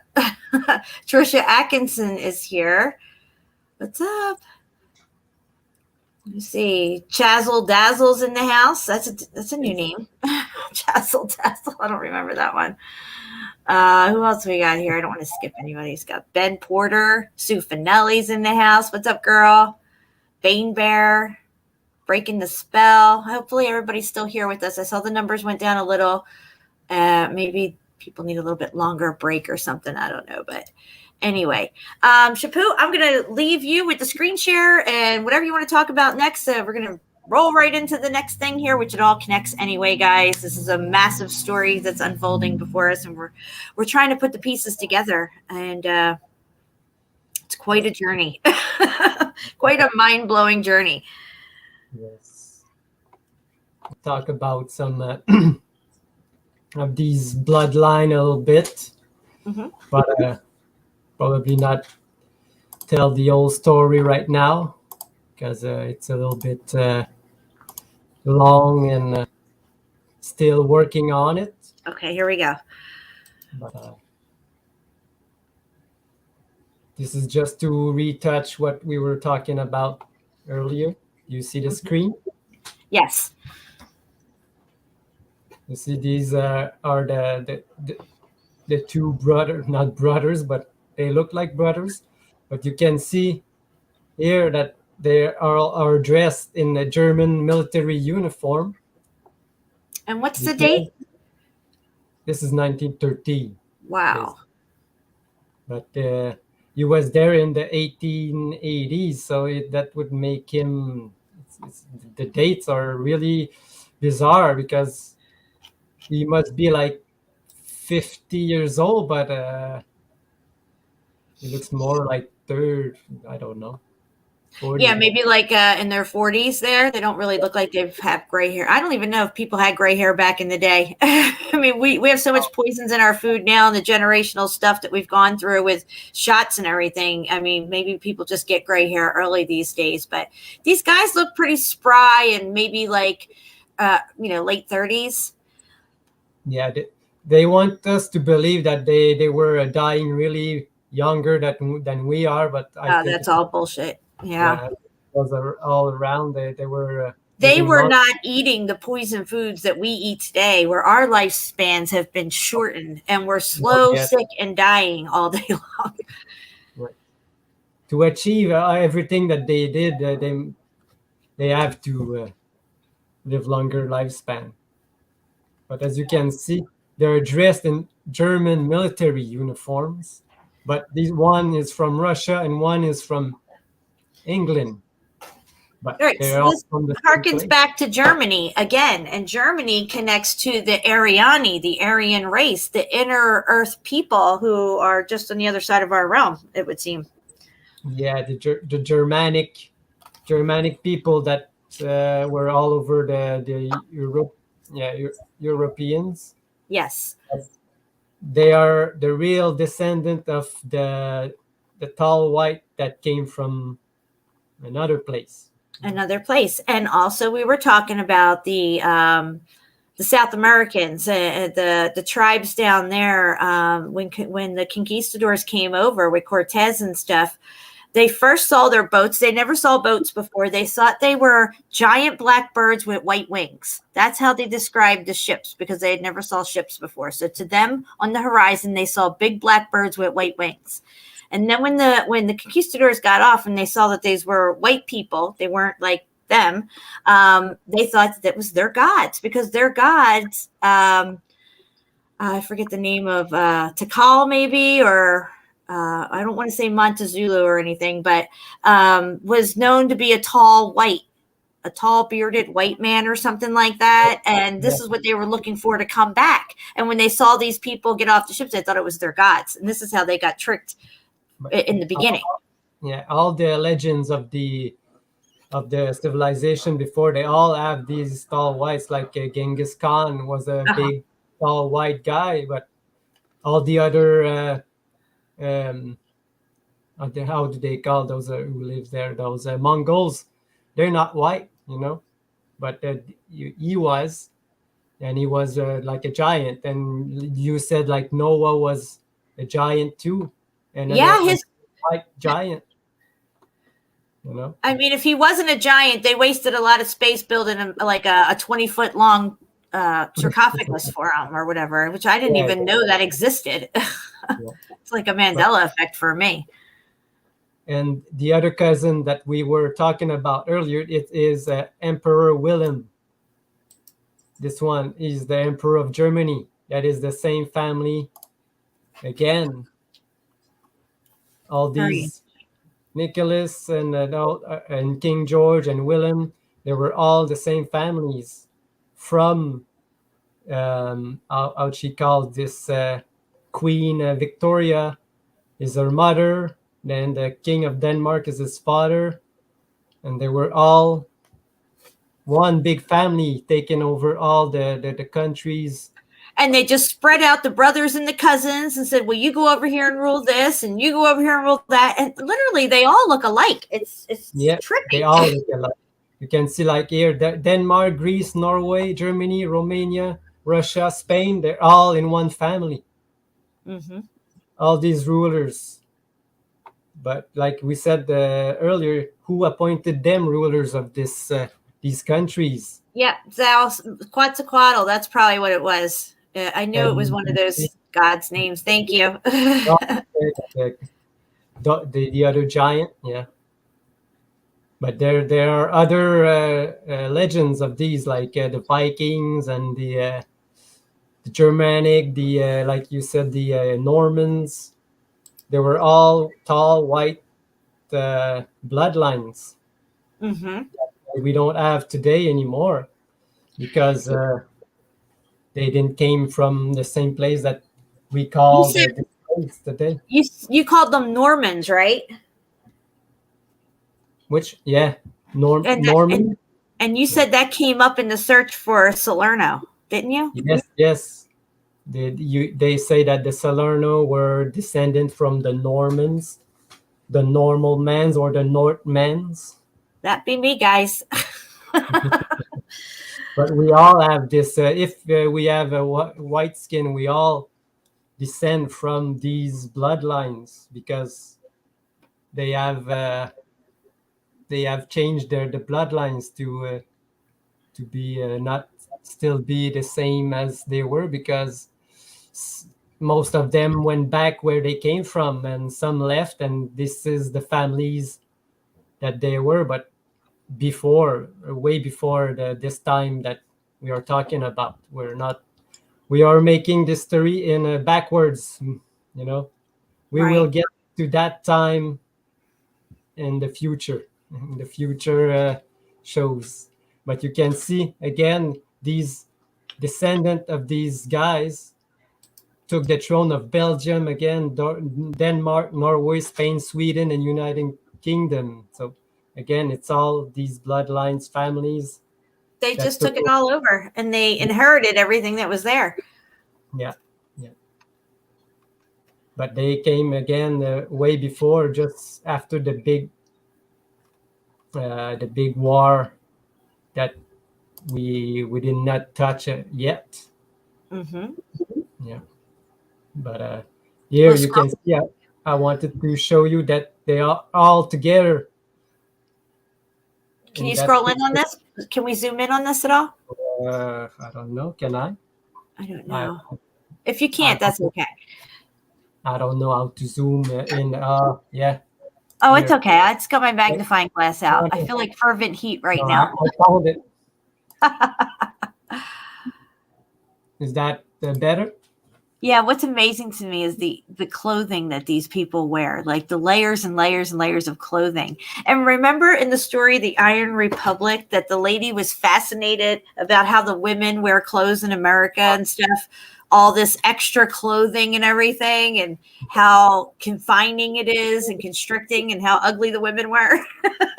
I wanted to talk about that too, because in the Iron Republic, they talk a lot about the way they are clothed back there, and they all seem to have the same thing that we know as today as ancient Greece. Yes, and also it kind of reminded me too of some of the clothes that people wear today. Like, say, if you would see the Kardashians or somebody with some slinky dress on there, where they're not modest at all. You know, they weren't afraid to show an open back sloping down or whatever, or their shoulders and stuff, and wear form-fitting clothes, but not much over it. You know, almost not sheer clothing, but it seemed to be exotic. People were comfortable with themselves, and it wasn't like prudent and modest kind of attire that they were wearing at all. It reminded me a lot of today's kind of fashions, kind of the way he described it, where he's talking about, you know, these people all dressed up with corsets and 10 layers of clothes. And the lady even said to him, well, they must spend their whole day getting dressed and undressed because there's so much to put on that you need help putting the clothes on. Yeah, they couldn't dress themselves. Yeah. That's why they were laughing at these people. You push too much clothes. Yeah, but this is where we get our story of the Greeks, probably from them. Oh yeah, with the togas and stuff, and yep. And these Greeks were probably much taller than we are today. From what we can see, the buildings and what they did, these pots, and they're all big pots and big things. So they were probably from these tall white Germanic people. And I think Musicians for Truth likes corsets. Maybe corsets and nothing else. You don't want a corset plus 10 layers over it, you know. Yeah. And you can see here that King George was United Kingdom and Ireland. He was the ruler of it. And why? Because he wanted to destroy the bloodlines of these left people. And we know that still today they talk about that Ireland were like the first bloodlines to exist. Yes, that's why they're always suppressing them. Yep. Just like the Germanic people. And I think I just want to make an overview of this. Look, here you can see that. I wanted to see that the age of this Willem. No, it's not here. But look, this is Nicholas, and this is King George. They're like the same guy. Yep. And again, like I said, they have the iron crosses on, guys. They all have it. Yeah. They're showing us that they have the bloodline of the Iron Republic. Yep. And then here you have the German emperor. This is the Wilhelm, the one, the Wilhelm, the second. Yeah. Mm-hmm. And you can see he's still got the same eyes, but the mustache, it's easy to make. Mm-hmm. Yeah, it almost looks fake. And again, there it is. There it is, the Iron Cross.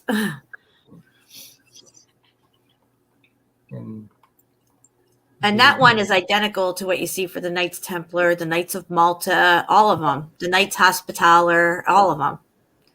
If you don't know about the Knights Hospitaller, they're the ones who made the hospitals.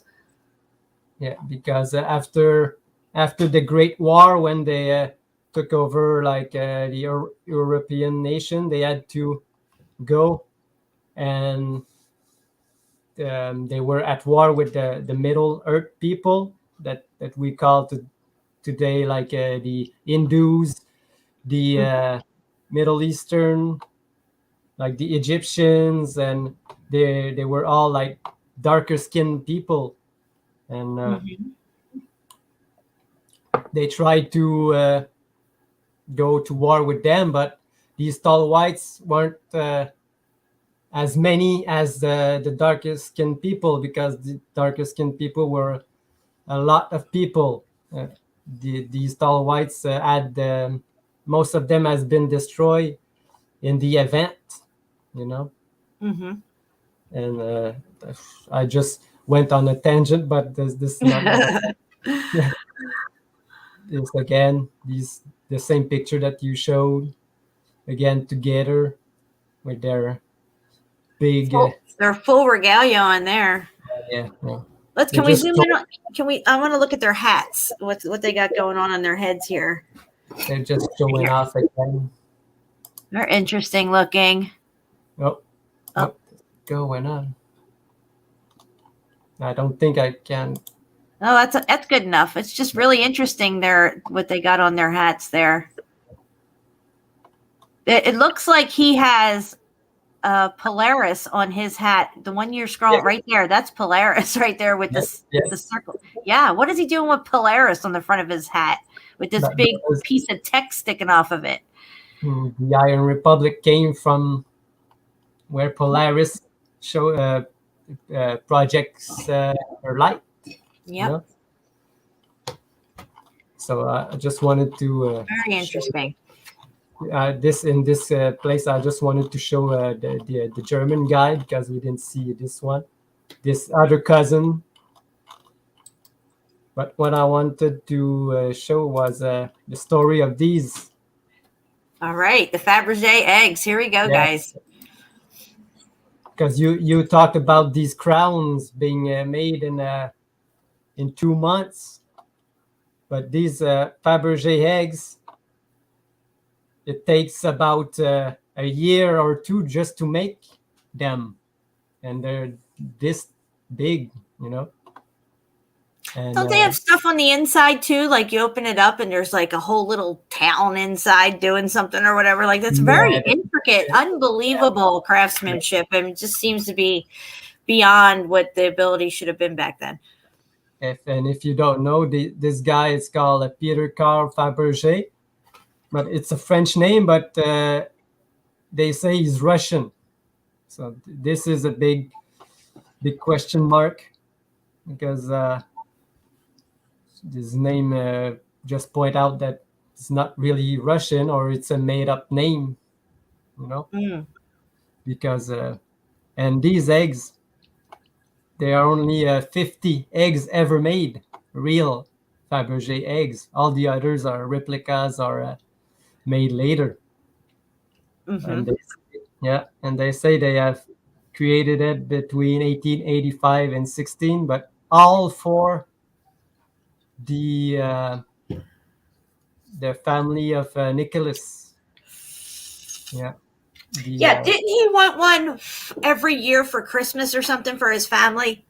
Yes. Yeah. He ordered one for his mother, one each year. Where is it? It just said something. Because I have a lot of pictures of them to show, and They are really intricate, like you say. Yeah. Yeah, they say here it was to give her spouse for Easter. He made them have him for Easter. Right. The Easter eggs. Yeah. Yeah, yeah. And yeah, the Tsar. It started with the Tsar Alexander III, must be the father of and I have trouble remembering his name, Nicholas. Yeah, and the So first, Nicholas' father started the eggs. Okay. yeah, that's what they say here. And I want to show that it take about a year just to create one egg, and it has to be done with look, you began eggs per year. Tsar Nicholas, his dad was ordering only one, but Tsar Nicholas ordered 2 years, two per years, one for his mother and one for his wife.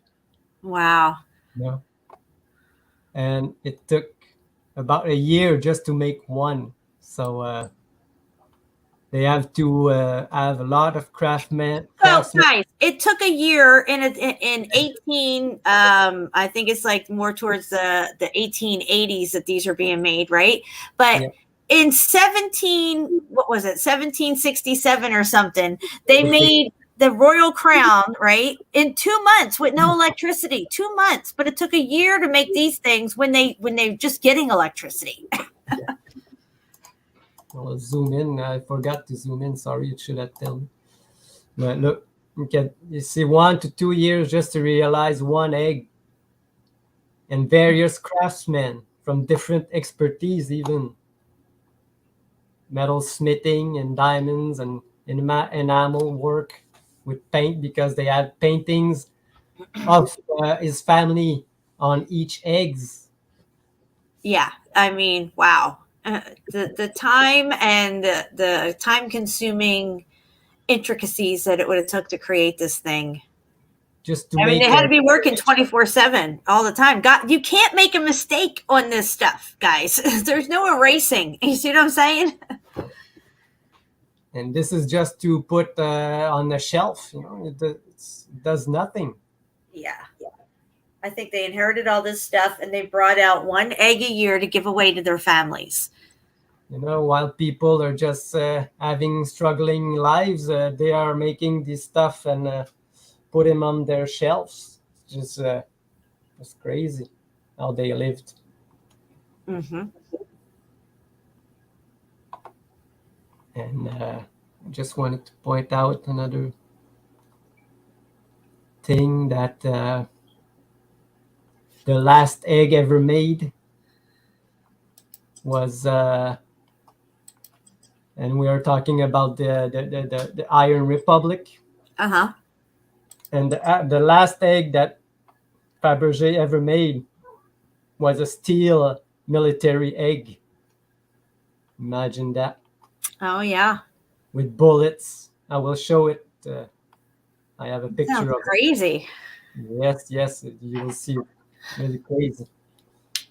So they had 50 eggs overall, but today we can only, I think they have only found 43 known eggs that are been found today. There's still some missing.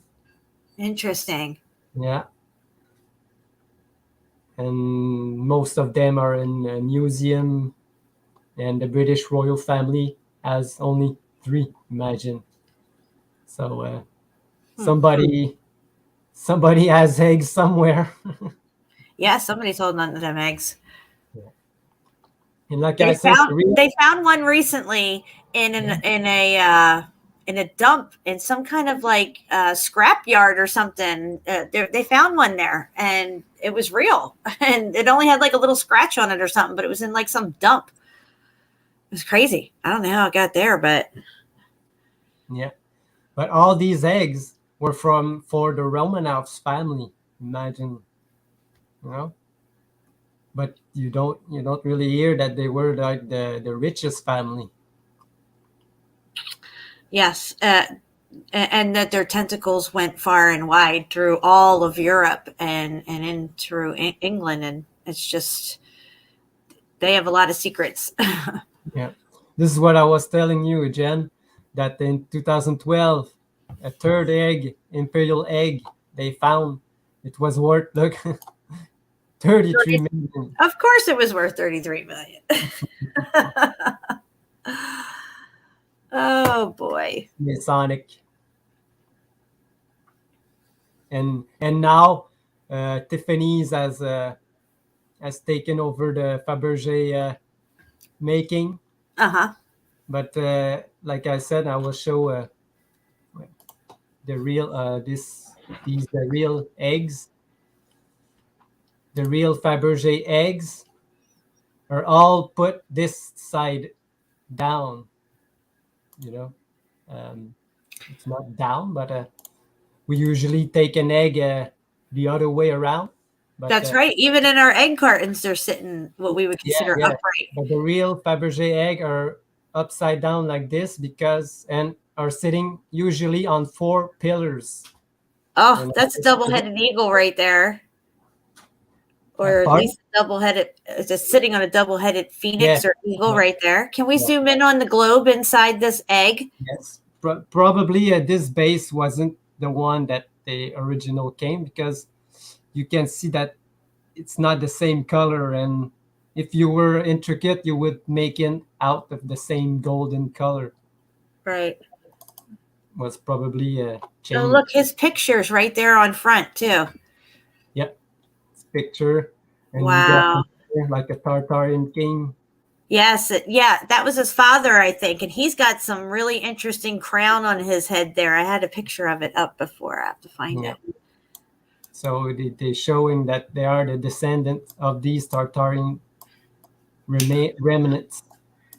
And like I want to talk those eggs are a representation of where we live, sitting on 4 pillars, and we live like inside of this crystal egg shaped thing, and they show it here like the globe inside one of them.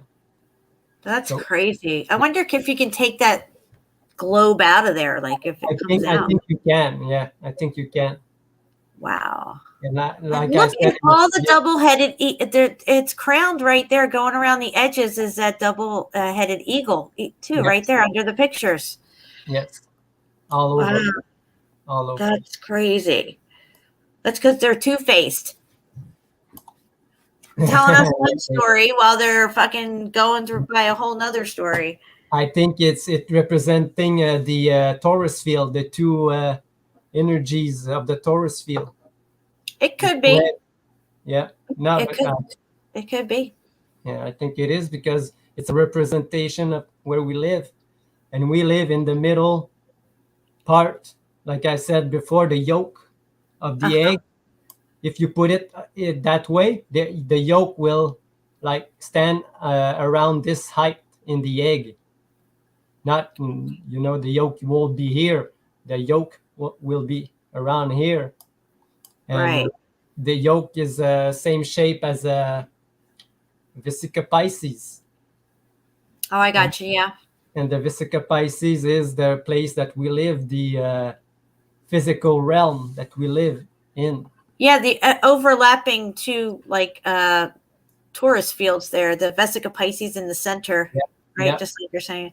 Yeah, this is where all the energy is condensed to make real life, like physical life. Oh wow! Look at that one. Yeah. You can see the yolk. And look, it's a mini crown. They have a mini crown right there, dude. Yes. Look at that. Can we scroll in on that one more? This one is not as crisp as the other one. Look, it's a mini crown. It took them 2 months, supposedly, to bust out the big crown. And then they made a miniature one. Do you know the kind of tools it would take to make something that small and intricate and identical just on small scale? I mean, What? And what's this red bead right here? Is that some red mercury ball? I don't know. I can't believe they made a mini fucking royal crown. Maybe it's the inner sun. Yeah, red. it could be that smoky red god. Yeah. Because they knew about They did this. know. They know. Of course they know. Again, this the same one. Mm-hmm. But like I said, these Wow. Faberge always have upside.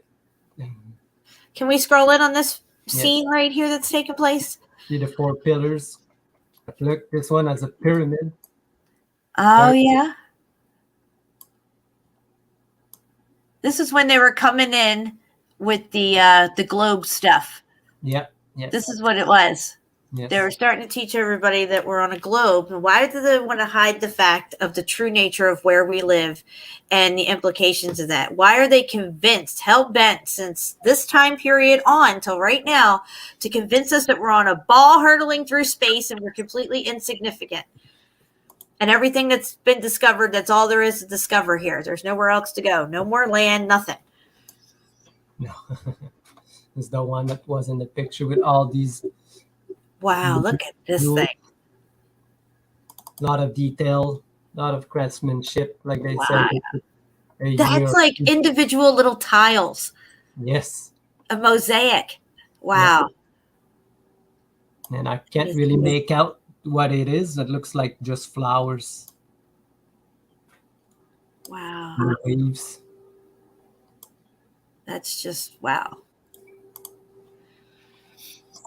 And like you Yeah, said, this one. I remember seeing this one that had buildings and like a city inside it. Yeah, look at this. Yeah. It's so detailed. I don't know what building it is, but it should be like where they lived. Oh, you know what this reminds me of? All right, let's just stop for a second. All those photos, all those depictions you were showing of those Masonic drawings. Well, before we got into the Oddfellow stuff, you were showing the Masonic drawings too. And a lot of them had this heavenly looking building all lit up under the all-seeing eye. Yeah. A lot of your Masonic stuff had that. And some of the Oddfellow stuff had it too. And it looked like the shape of this building. Yes, you're right. You're right. Because I have some old etchings that you can see that these giants are like carrying buildings in their hands and handing them to the smaller people. Really? Yes, yes. And they have some that they are handing down clothing. There are some that they are handing down weapons. Because we didn't make this stuff at that time. Yeah. It's like how do you go from, the wooden ships and their supposed rudimentary cannons and stuff, not that they were rudimentary, but whatever they show us, that they had an alternative purpose. Clearly, they were using them in a rudimentary way, to the fucking huge cannons that are on those ironclads that France popped out of nowhere. Yes. No. In less than 100 years. Oh yeah, less than like even 20 years. Yeah, it's just crazy. Oh, I like that one. Wow. All these true Faberge egg, like I said, they all this way. But I will show you the other make stuff by Tiffany's. There, they don't put it that way. Wow. And this is the last one. I have to say also is that Hitler used a lot of the eagle symbolism and the double-headed eagle symbolism as well. And it's still used today, of course, even in our country, but it's just all over this. Yeah, today is only one head because they don't want you to make some reference to the true. This is the one, the military one, the last one that was made with the bullets. The last steel one with these giant bullets. Oh, it's to destroy the remains. It's very Iron Republic-ish. Yes. Wow. The crown. I don't know what's inside. I've never seen a picture of what's inside. What's going on in this picture here next to it? I think it's the Tsar Nicholas here. Oh, okay. Yeah. Yeah. But they're looking at some maps. They are looking at something, some kind of piece of paper. Yeah. Which they're gonna go destroy next. Right. But Oh, look at this. I don't think this is a real Faberge egg because they only made one, still one. So This one has the arrows, though. Look, that's pretty cool. yeah. That thing's pretty crazy looking. But again, it's on 4 pillars.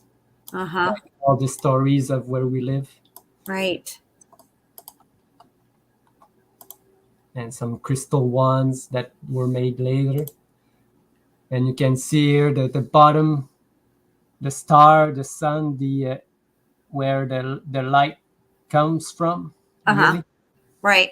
From Central the sun. bottom. Yeah. This is not even because the central sun is just another reflection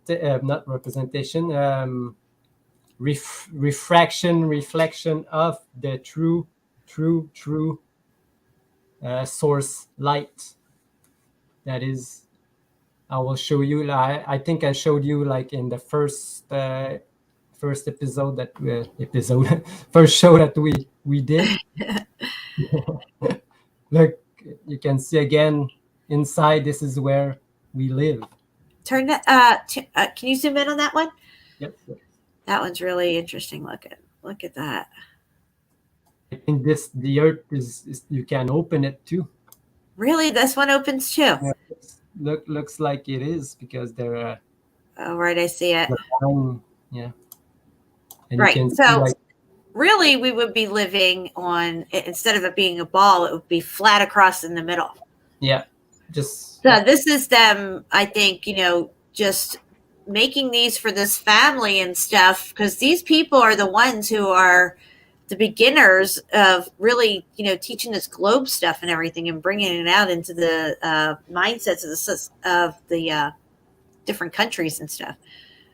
And this what it represents? The frequency of the dome? Yes, and probably the ley lines everywhere, Oh, yeah, the cymatic pattern that the torus field creates, yeah. Yes. Right. Which looks a lot like what you see in the cathedrals on their dome, even in the Capitol buildings and stuff. Yeah. And these are just crystal made later by Tiffany because, as you can see, they're not upside down. Right, they're right side up now, yeah. You flip the script. And this I thought it was, you see that? It looks like a bong. What is it? It is, Jen. It is. It is made by Faberge today. It's a bong? Yeah. Get the hell out of here. I got it right? Yeah. Wow. And you can see, look, this is the place that we live. The two. Yeah. And look at the pillars. See, there's the dome, and then the flat part, and underneath the flat part is the pillars. And then underneath that would be the inner realm, or even they would call it Sheol and stuff. Yeah. Wow. And this is made by who? Faberge. What? I gotta get a Faberge bong now. Probably cost a lot of money. Right? Yeah. It came up while I was searching for these eggs. Look at this thing. Yeah, this one's a true one because you can see that the guy on it's probably Tsar Nicholas. Yeah. Wow. That is incredible. Pillars again. Oh, go back down to the to the keystone head looking things. They're like cherubs, maybe? Yes, they are cherubs. The 4 pillars, the 4 angels, the 4 angles. Oh yes, the 4 winds. Yeah. The 4 corners of the earth, the 4 winds. And this is the one I showed you on the first. And I have to tell you, these wings that they're sitting on also remind me of the Egyptian feather of judgment. Oh, yes. It does look very much like the Egyptian feathers of judgment. They could be wings of some sort. And it's in the underworld. Mm-hmm. Yep, that's where you go when they weigh your heart against the feather of judgment. If you have a heavy heart, then you go to the underworld. But this is what I think that the real place that we live is made. Like this is the source light. Crystal. The true sun, but it goes in and refract around this place. Look, you can see here. Oh, that's the smoky god right there. Wouldn't that be that? Yeah. Yes. And here you can see this band. That would be our plane. But we live. This is our sun. Look. Or that's Polaris, and on either side of those arms would be the sun and the moon, maybe. Yeah. Yeah. So you have to have Polaris lined up with the smoky god down below. The light from here shines on top. You can see. But this is really, really deep knowledge, because like I kind of said to you last night, we are all outside of this place. No, we are looking at us like acting inside this world. And that's why when you go on trips on mushroom, you can see all the eyes looking at you. Yes.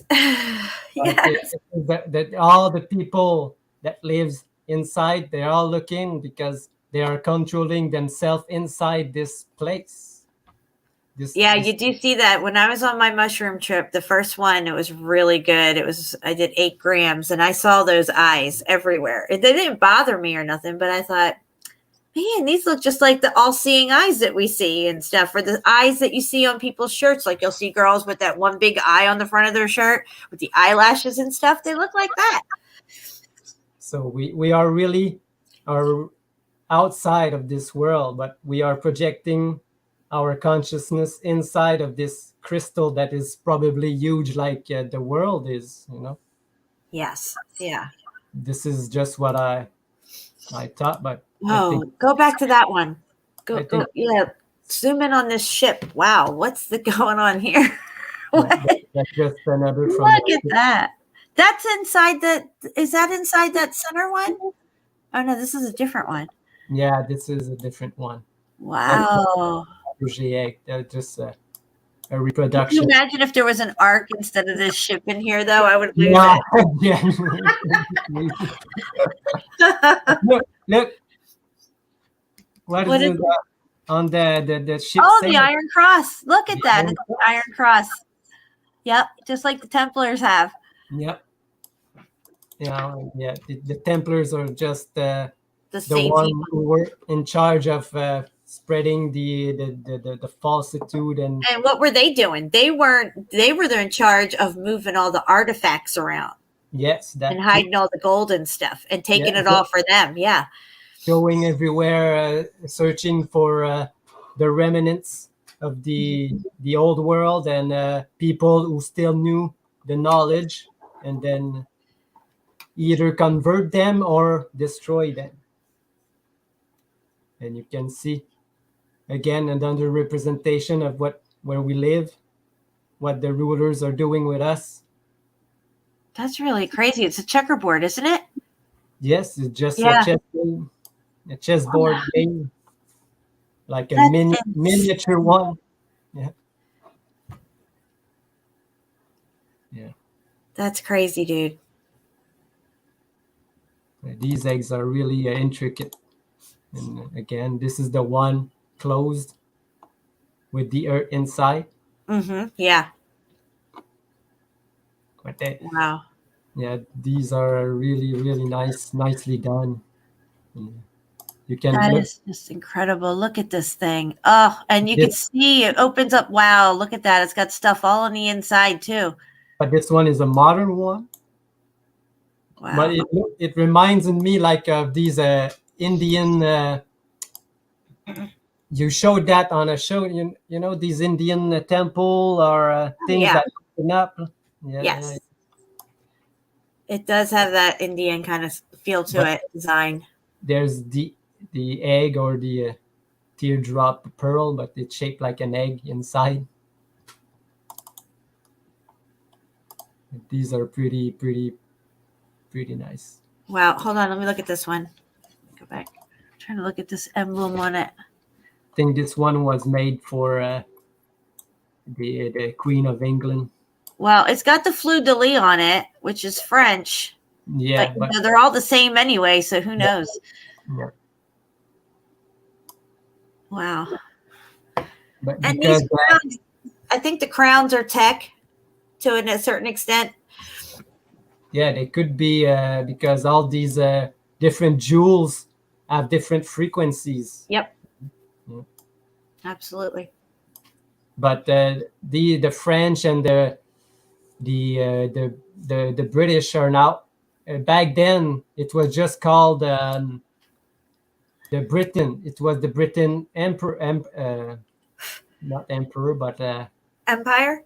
Empire. Yeah, it was Britain, and Britain was really big, not just an island like today. It was the French and where France is and some other part. This is what all was Britain. Yeah, once after the Roman Empire, and then everything started back up again through the Renaissance. It was the English Empire, the British Empire. Yeah, British Empire that include France and the islands and yeah. Wow. And you know where we saw this?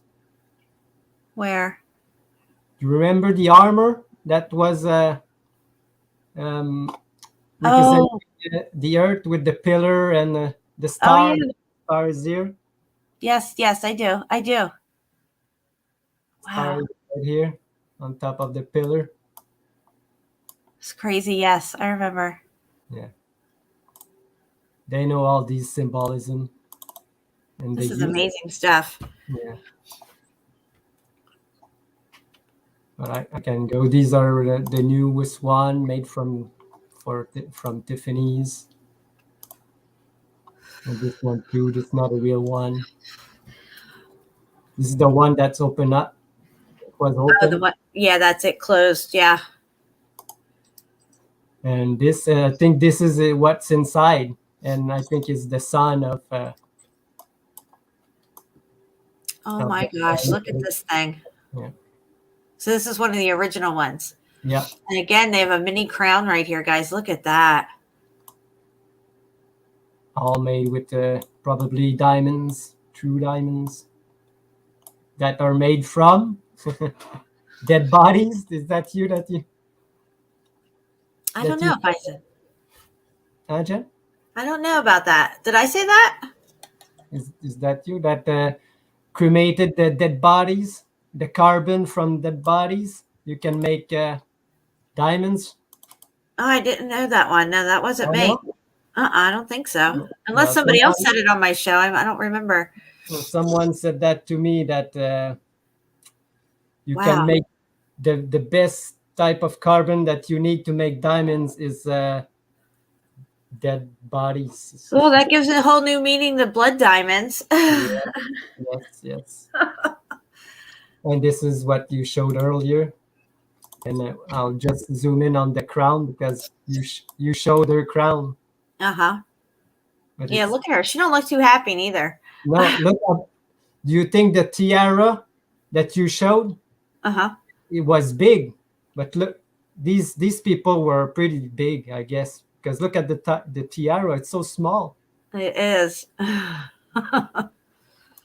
And some of these crowns, they're really big, that you see in museum. Right. Yeah. Really, really big. So probably these were really tall and large people before they diluted the bloodlines. Right. Yeah. This is that what I got? I have some of their Russian regalia to show you. Some of the other stuff that they were wearing and had since before electricity, guys. This stuff was made, and it's just incredible stuff. I'm going to get into a screen share real quick. Here we go. All right, can you see this? Yes. Okay, so over here, right here was in that one picture on the Faberge egg, you could see his father wearing that bushy kind of hat Yeah. crown. Yeah, these were made all before electricity. I'm just saying. And over here you can see the crown and the, I think this is, I guess, his throne. And then you got the gold ball with the cross crystal, just encrusted with jewels everywhere and stuff like that. Again, here's his, and for me, that cross, of course, it's an iron cross, but I think these headdresses had a functionality to them too, because they're all the older ones are all gold. I mean, this is a diamond one and everything. Of course, again, it's got the iron cross on it.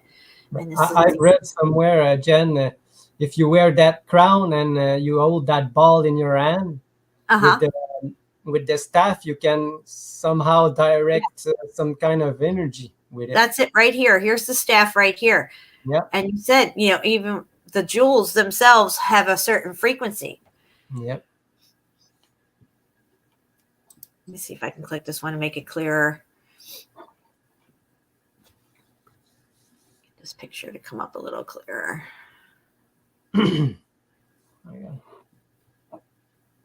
I guess it's not the greatest picture, but yeah, the staff is really interesting. You don't see it much. Shit. Sorry, I didn't mean to do that. Let me go back over here. Scroll down here a little bit. I have some more stuff to show you guys. Okay, so here for the crown, for this crown, it has its own ball, gold ball with the cross on it and everything, and its own scepter as well, and a smaller crown for the queen. Russian Imperial regalia. So I feel like all this was inherited when they came in, and whatever great war took place and they reset everything, they inherited all this stuff. I just don't think that they could have made this kind of stuff in this kind of quality and intricacy without electricity.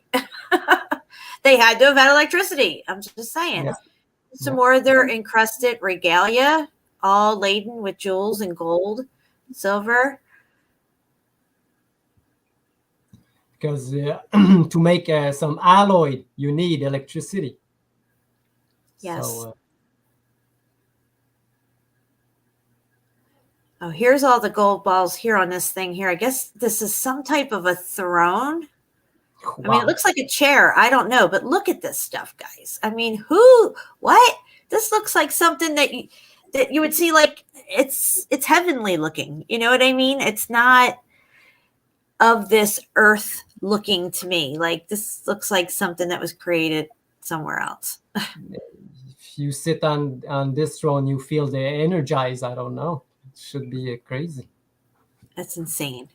Just like you would see in the cathedrals, where they would have the 4 pillars and they would have that tapestry, and how it's kind of like a fabric, a gold fabric, like a diaphragm for energy, or and you can see the torus field on top too. Yes. Aren't these like these angels on the side, like the hats from India, not India, but Thailand that you showed last time? Yep. With the wings on side, and yeah. Let me see here. There we go. Oh, look at this thing. I mean, guys, just look at it. This is incredible. Oh, it's a double-head eagle on each side. And then it's right there in the center. And then look, you have your columns right here on either side. Your twisted columns going up here. These imperial looking columns. Oh, sorry. I don't know what's happening there. Oh, we're good. I got it. Yeah. I mean, just wow. Yeah, 4 pillars that goes into the torus field with the twist that these how do you call it again? Yeah, so it would be like the energy twisting up it. They have columns like this in the cathedrals with their technology in the cathedrals. Yeah, it's the flow. Even the little steps going up here. It looks like there's like little steps going up to the seat here where you turn around and sit down. And I don't know what this is here. Is this some hidden door back here? What is this thing? I don't know, but it's pretty a big throne for one person. It's pretty big. It looks huge. Let me see if I click on this site, what it's going to show me. Wow. All right, let's see here. Nice. Russian rulers from the 14th to 17th century. So, guys, this stuff is being made in a time where there is no electricity. I'm just saying, okay? Never mind the buildings and the architecture. I mean, these people were wearing gold everywhere, all over them. Yeah, and jewels. These jewels are not easy to find, you know. Right. Oh, they talk about the Khan. Yeah. The crown got a name from the late 15th century legend, whereby it was a Byzantine emperor gift to Vladimir Monomachka, a grand prince of. Yeah, that's the Tatarian. Yeah. Yeah. For sure.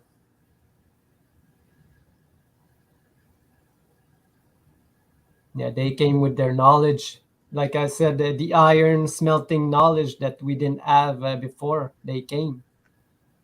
And they say that we invented the Iron Age, what, in 500 BC or something, after the Bronze Age. But we had the bronze here, but they came with their iron tech and showed us how to smelt, and not so long ago. That's right. Let's see what else we got here. It's a double cross. That's interesting. You don't usually see that double cross there. Somebody's getting double crossed. By their two-faced bird. Look at this chair. Are you fucking kidding me? Another wide. Yeah, they were much bigger. Oh my, look at these stones. Wow. Even the inside is decorated. Yeah. Inside looks like it's the inside of our world or something. There's like stuff going on in there, like a whole scene of stuff. Like what's this right here? Is this like the Smoky God or something? And looks like there's like some buildings over here, and like it's like the interior of our world or something. Yeah. Let me look on this leg here. There's even a scene taking place here on this leg, on the interior of the back of the leg here. Look, you can see it's a little coming apart right here because it's old. But wow, I mean, geez.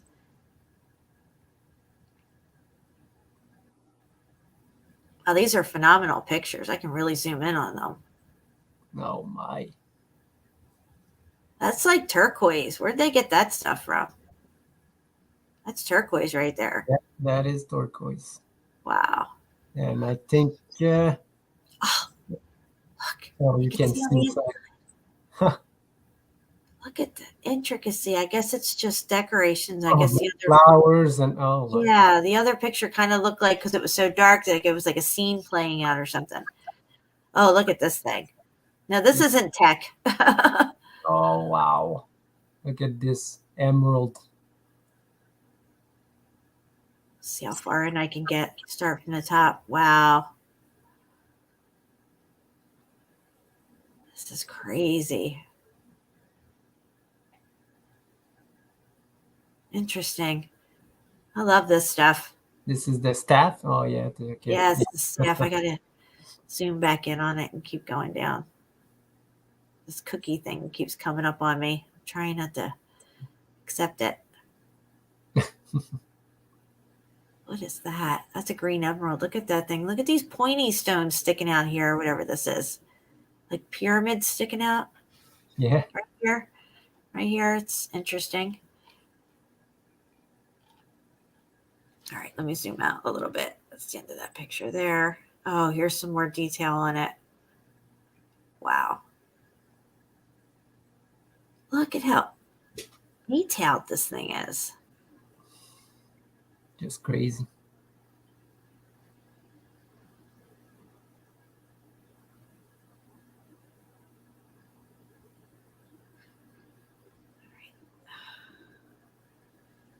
Oh, here's the rest of it down here. Wow. Wow. This looks like a thing that you see in Star Wars. Yeah.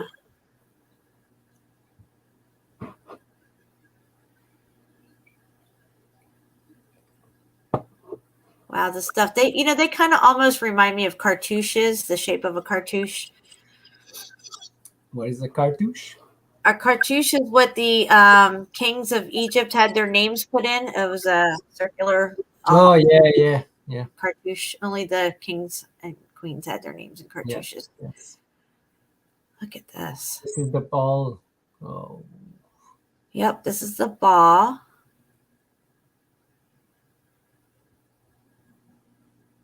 they have people on it. Oh, wow. I wish Yeah, we there's can. some stuff going on here.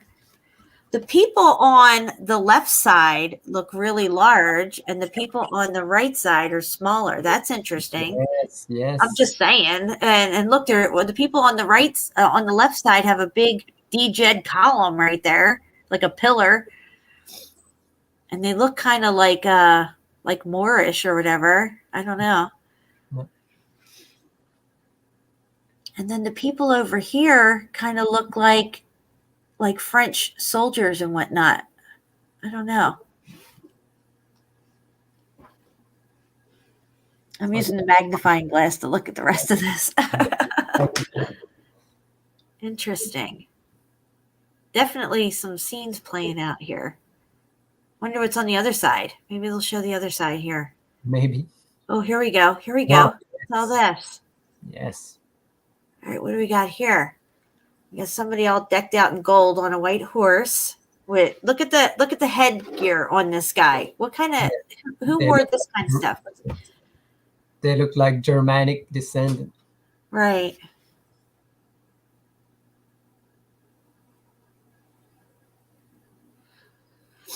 Very intricate.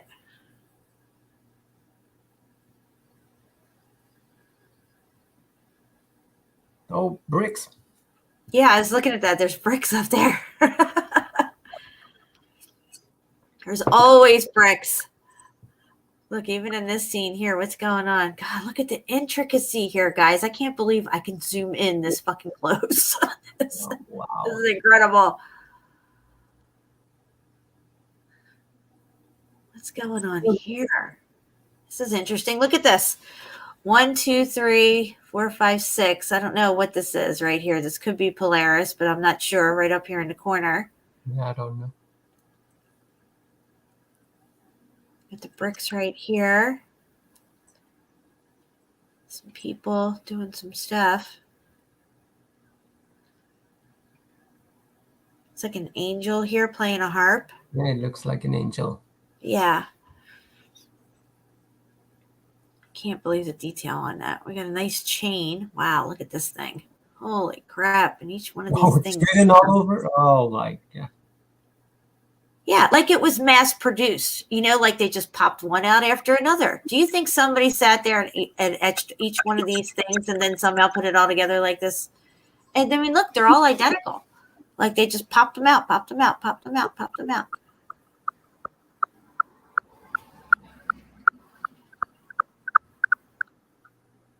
What was that? I don't know what that noise is. Are you making that noise? No, I was wondering what was that noise. I have no clue what that is. Let me see. Let me go back over here to StreamYard. No, I don't see anything weird. All right, let's go back over here. All right, look, I'm zooming in. Guys, this was pumped out, like pressed out one after another. Look at this stuff. I can't read what it says. I have no clue, but I can get in on it here.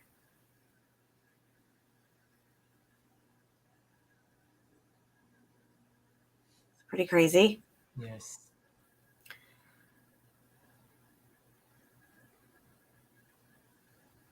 It says each inscription engraved on each link, and together they make up a single script, which, among other things, features a prayer to the Holy Trinity and a complete list of Russian lands at the time. Oh my gosh! I wish we could read this thing with Yes. their lands at the time. Trinity, the three civilization that were there, like exactly the three links, the three missing links on the Odd Fellows. Right. And I listened, like I said today, the Justice League new movie, but not new, but the Snyder's cut, and they talk about these this guy, the evil guy that came with his iron tech to get the three boxes again with the three. The three links in it? No, but it's three magic boxes. Oh, I got you. Yeah. Twirl cross with chain. Wow.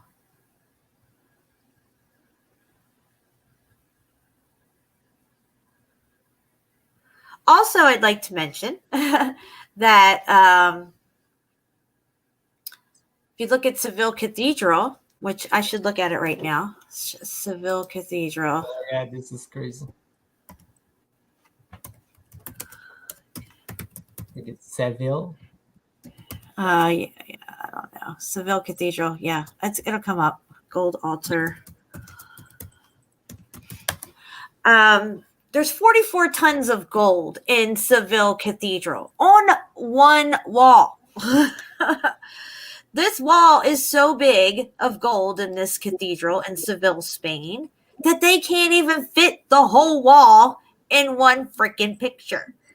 This is like as close as you'll get this one here, if I can get it to come up, of the wall with most of it in the picture right here. But still, even the top part's still cut off of it. Hold on, let me zoom in on this. It'll come up. And it's riddled with figurines of all sorts, all over. Right. So they have a really hard time to get this whole thing into one picture. But this was done in the 1500s. Well, you might say the 1600s. Again, with no electricity. They supposedly went over to the New World, right, and raped and pillaged the Aztecs and all them over there, Cortez and all, brought all the gold back to Spain. And this is their explanation for why this cathedral has a wall of gold in it, is that they took the gold and they gilded their cathedral wall with it. And this is where all this gold comes from, because they have to have this historical narrative to where all this gold came from. And that's their narrative.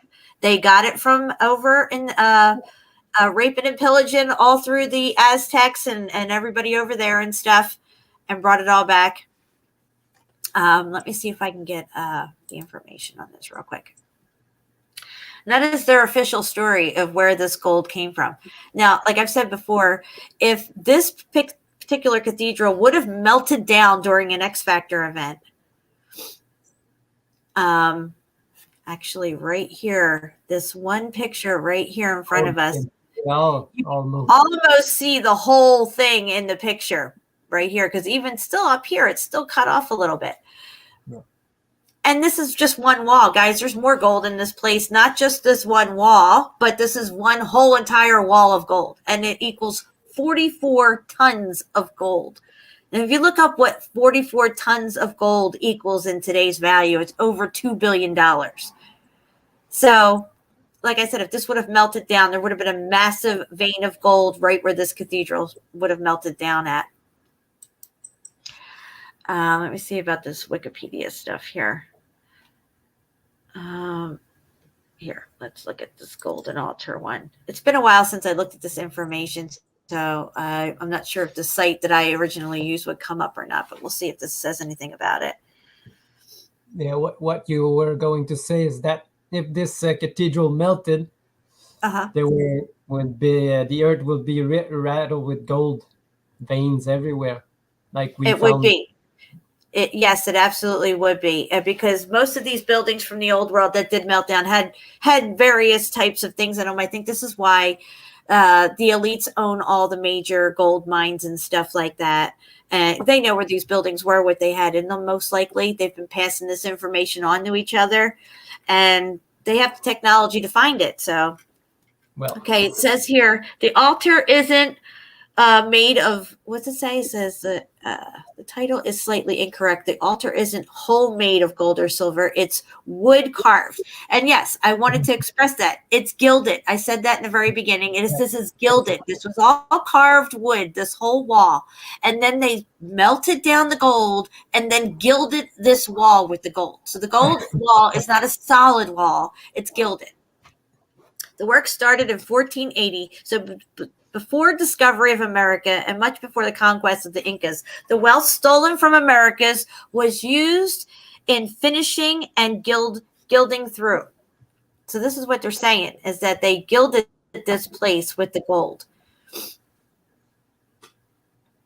imagine how many boats would it take to bring all this gold? Yeah. Whole made of gold and silver stolen from the Incas. What a perfect story to have for this, right?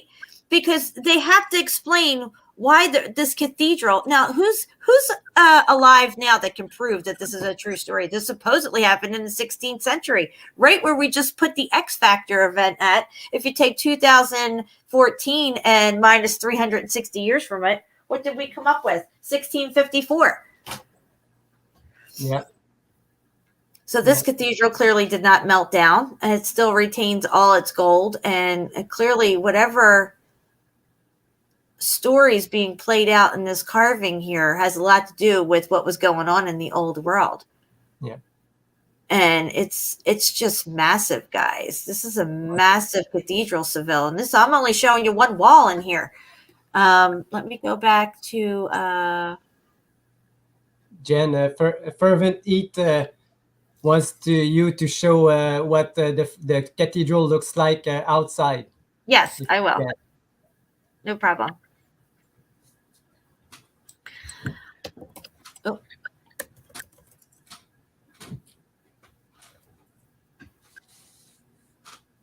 Thank you for watching the chat for me too, because I get into talking and I don't see what anybody's saying. Yeah, I don't watch it. I just look at it and I saw this question. So.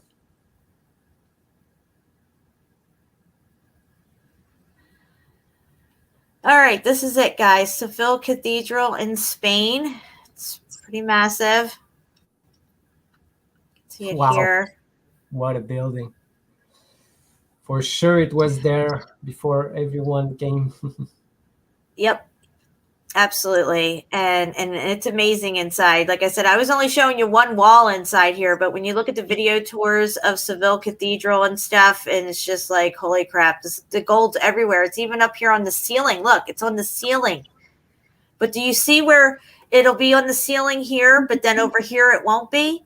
I think they took the gold down off a lot of parts on the inside of this cathedral. I think the whole thing may have been covered in gold, but they took a lot of it down because they can't explain all of it. Plus, they used it for their riches. Yeah. Thank you. Still lit. This is one of the altars. There's about 6 different altars in Seville Cathedral. And this one's all roped off from the public. There's a gate there and everything, but you could see that everything up here above it is gold, and then that one in the center does not have gold on it. This is a layout of Seville Cathedral over here. It's a massive piece of component on the grid system, and just like we use gold in our components today, they were using gold as well in their technology. I just proved it to you. Yeah. Here it is. Here, look at this grid system, guys. Oh wow. Yeah, Spain's got some really interesting stuff. Really interesting stuff. Zalmoxis says he's surprised that they didn't bomb the shit out of this, but it's because too many people knew about this place. That's why they couldn't touch it. Yeah. So they want you to think that this is Inca gold stolen from America. the Americas. Excuse me.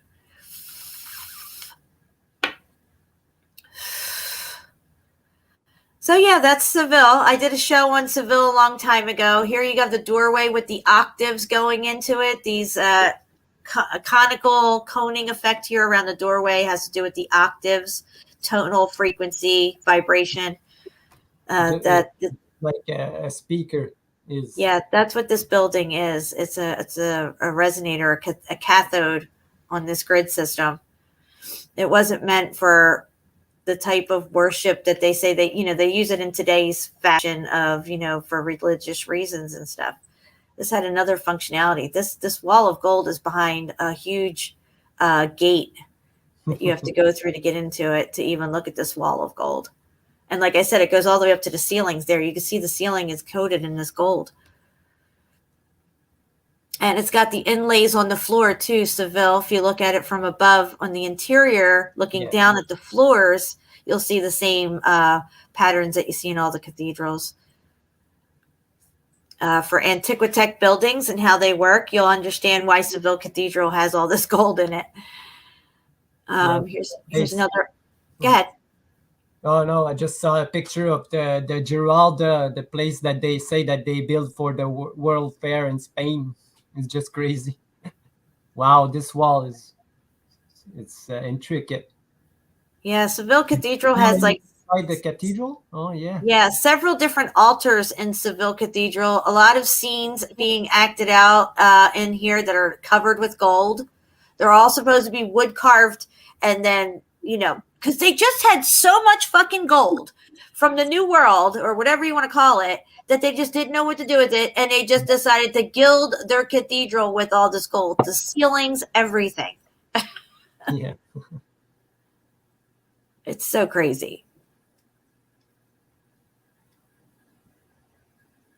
Yeah, it's really cool. So here you can kind of see the patterns on the floor.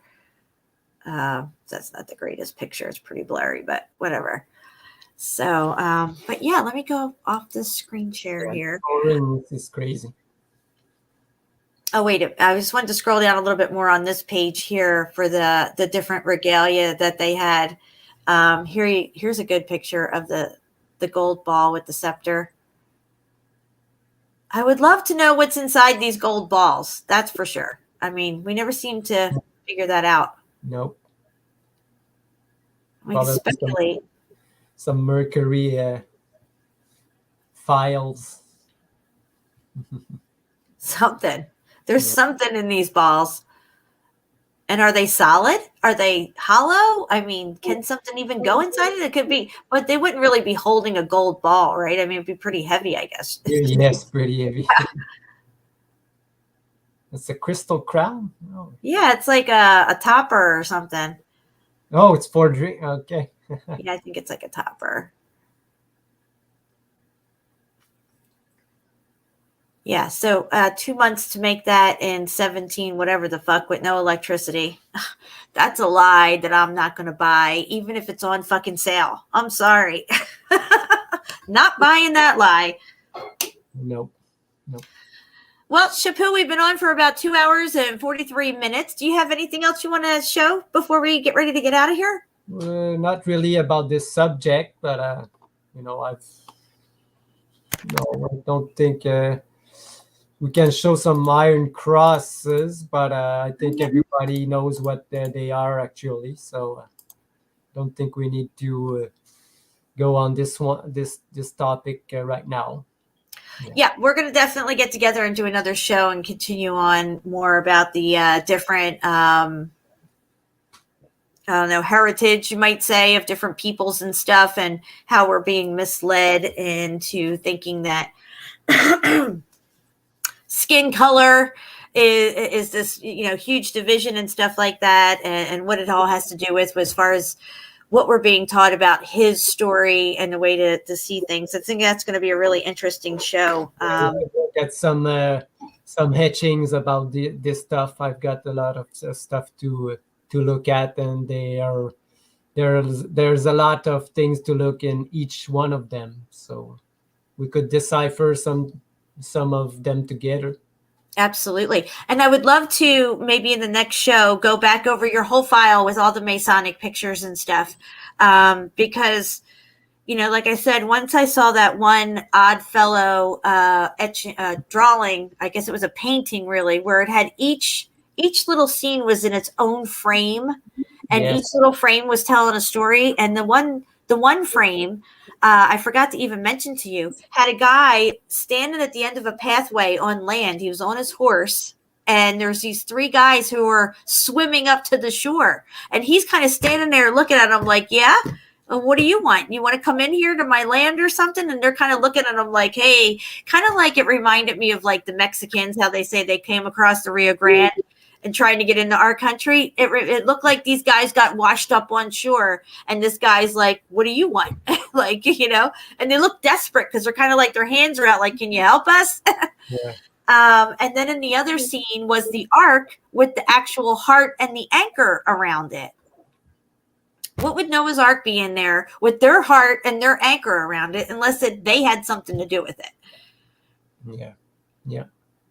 Pretty stuff there to look at. So gonna be interesting. Absolutely. I find that fascinating. For me, that was proof. Once I saw their emblem and their anchor there in the picture, and their Odd Fellow picture with the ark, it's like, what else could it be? And why is it every time that they present, when Noah's Ark is presented to us, it's always presented to us in a childlike manner, like it's some kind of children's story. It's always, this big frumpy ship with these cute little animals getting on. And, for the most part, when you look through the Noah's Ark pictures or the stories of Noah's Ark, it always comes up in this childlike storytelling manner. And I find that interesting. Yeah, they want it to stick in your head, so they make it really easy to understand. Really, like you said, childish story, so everybody can understand it, and it gets stick in your head. So yeah, and then when they put these memories in these children's, re-educating the children and stuff, this is what it is these childhood stories. If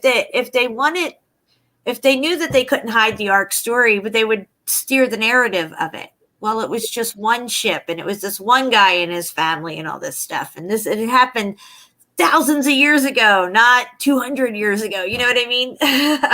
Or whatever. I just find it very interesting because it starts with the kids and it ends with the kids. And they knew this. This is why they repopulated with this younger generation.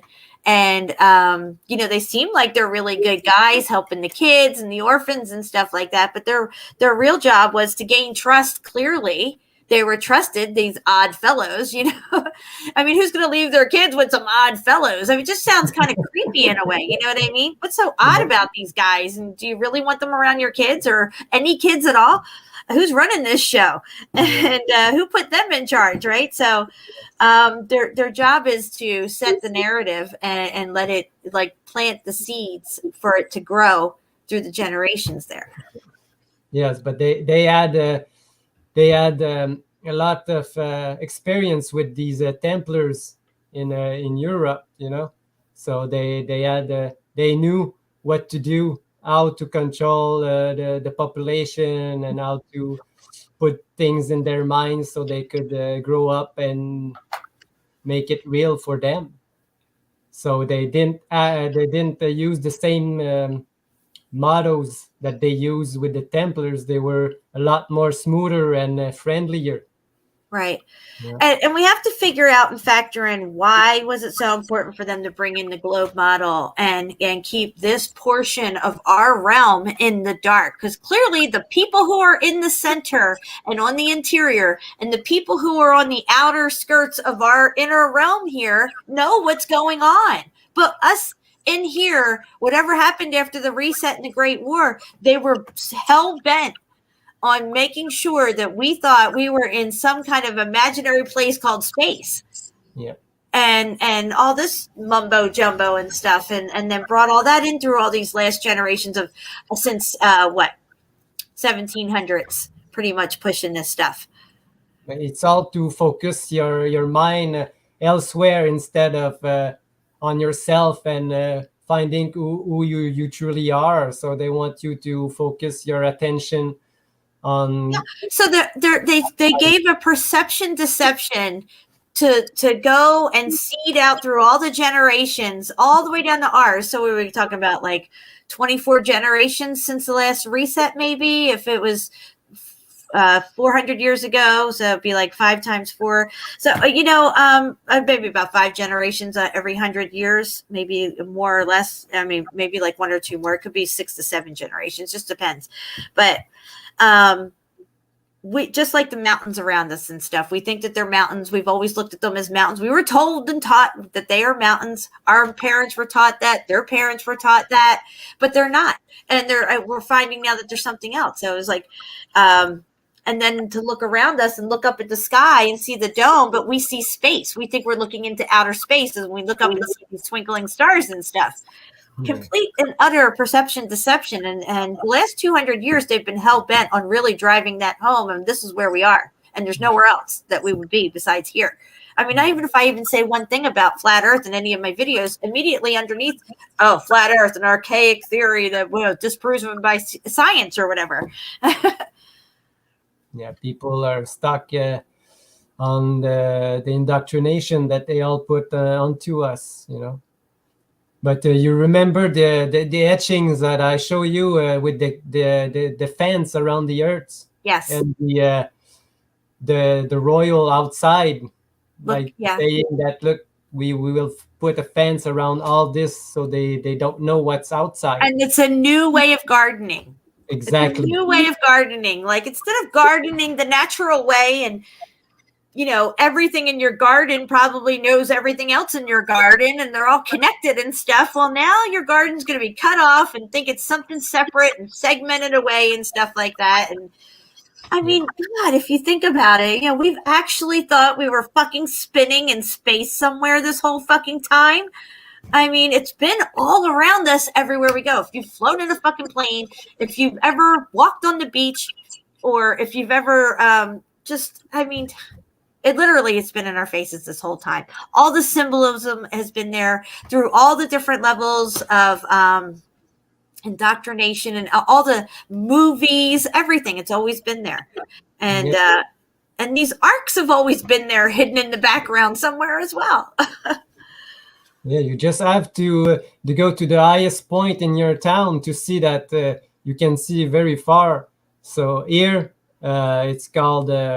I don't know, it's a park, and on top of it, there's a plaque, and they say you can see New York from there, So I'm pretty far from New York, but you can see New York. So where's that curve?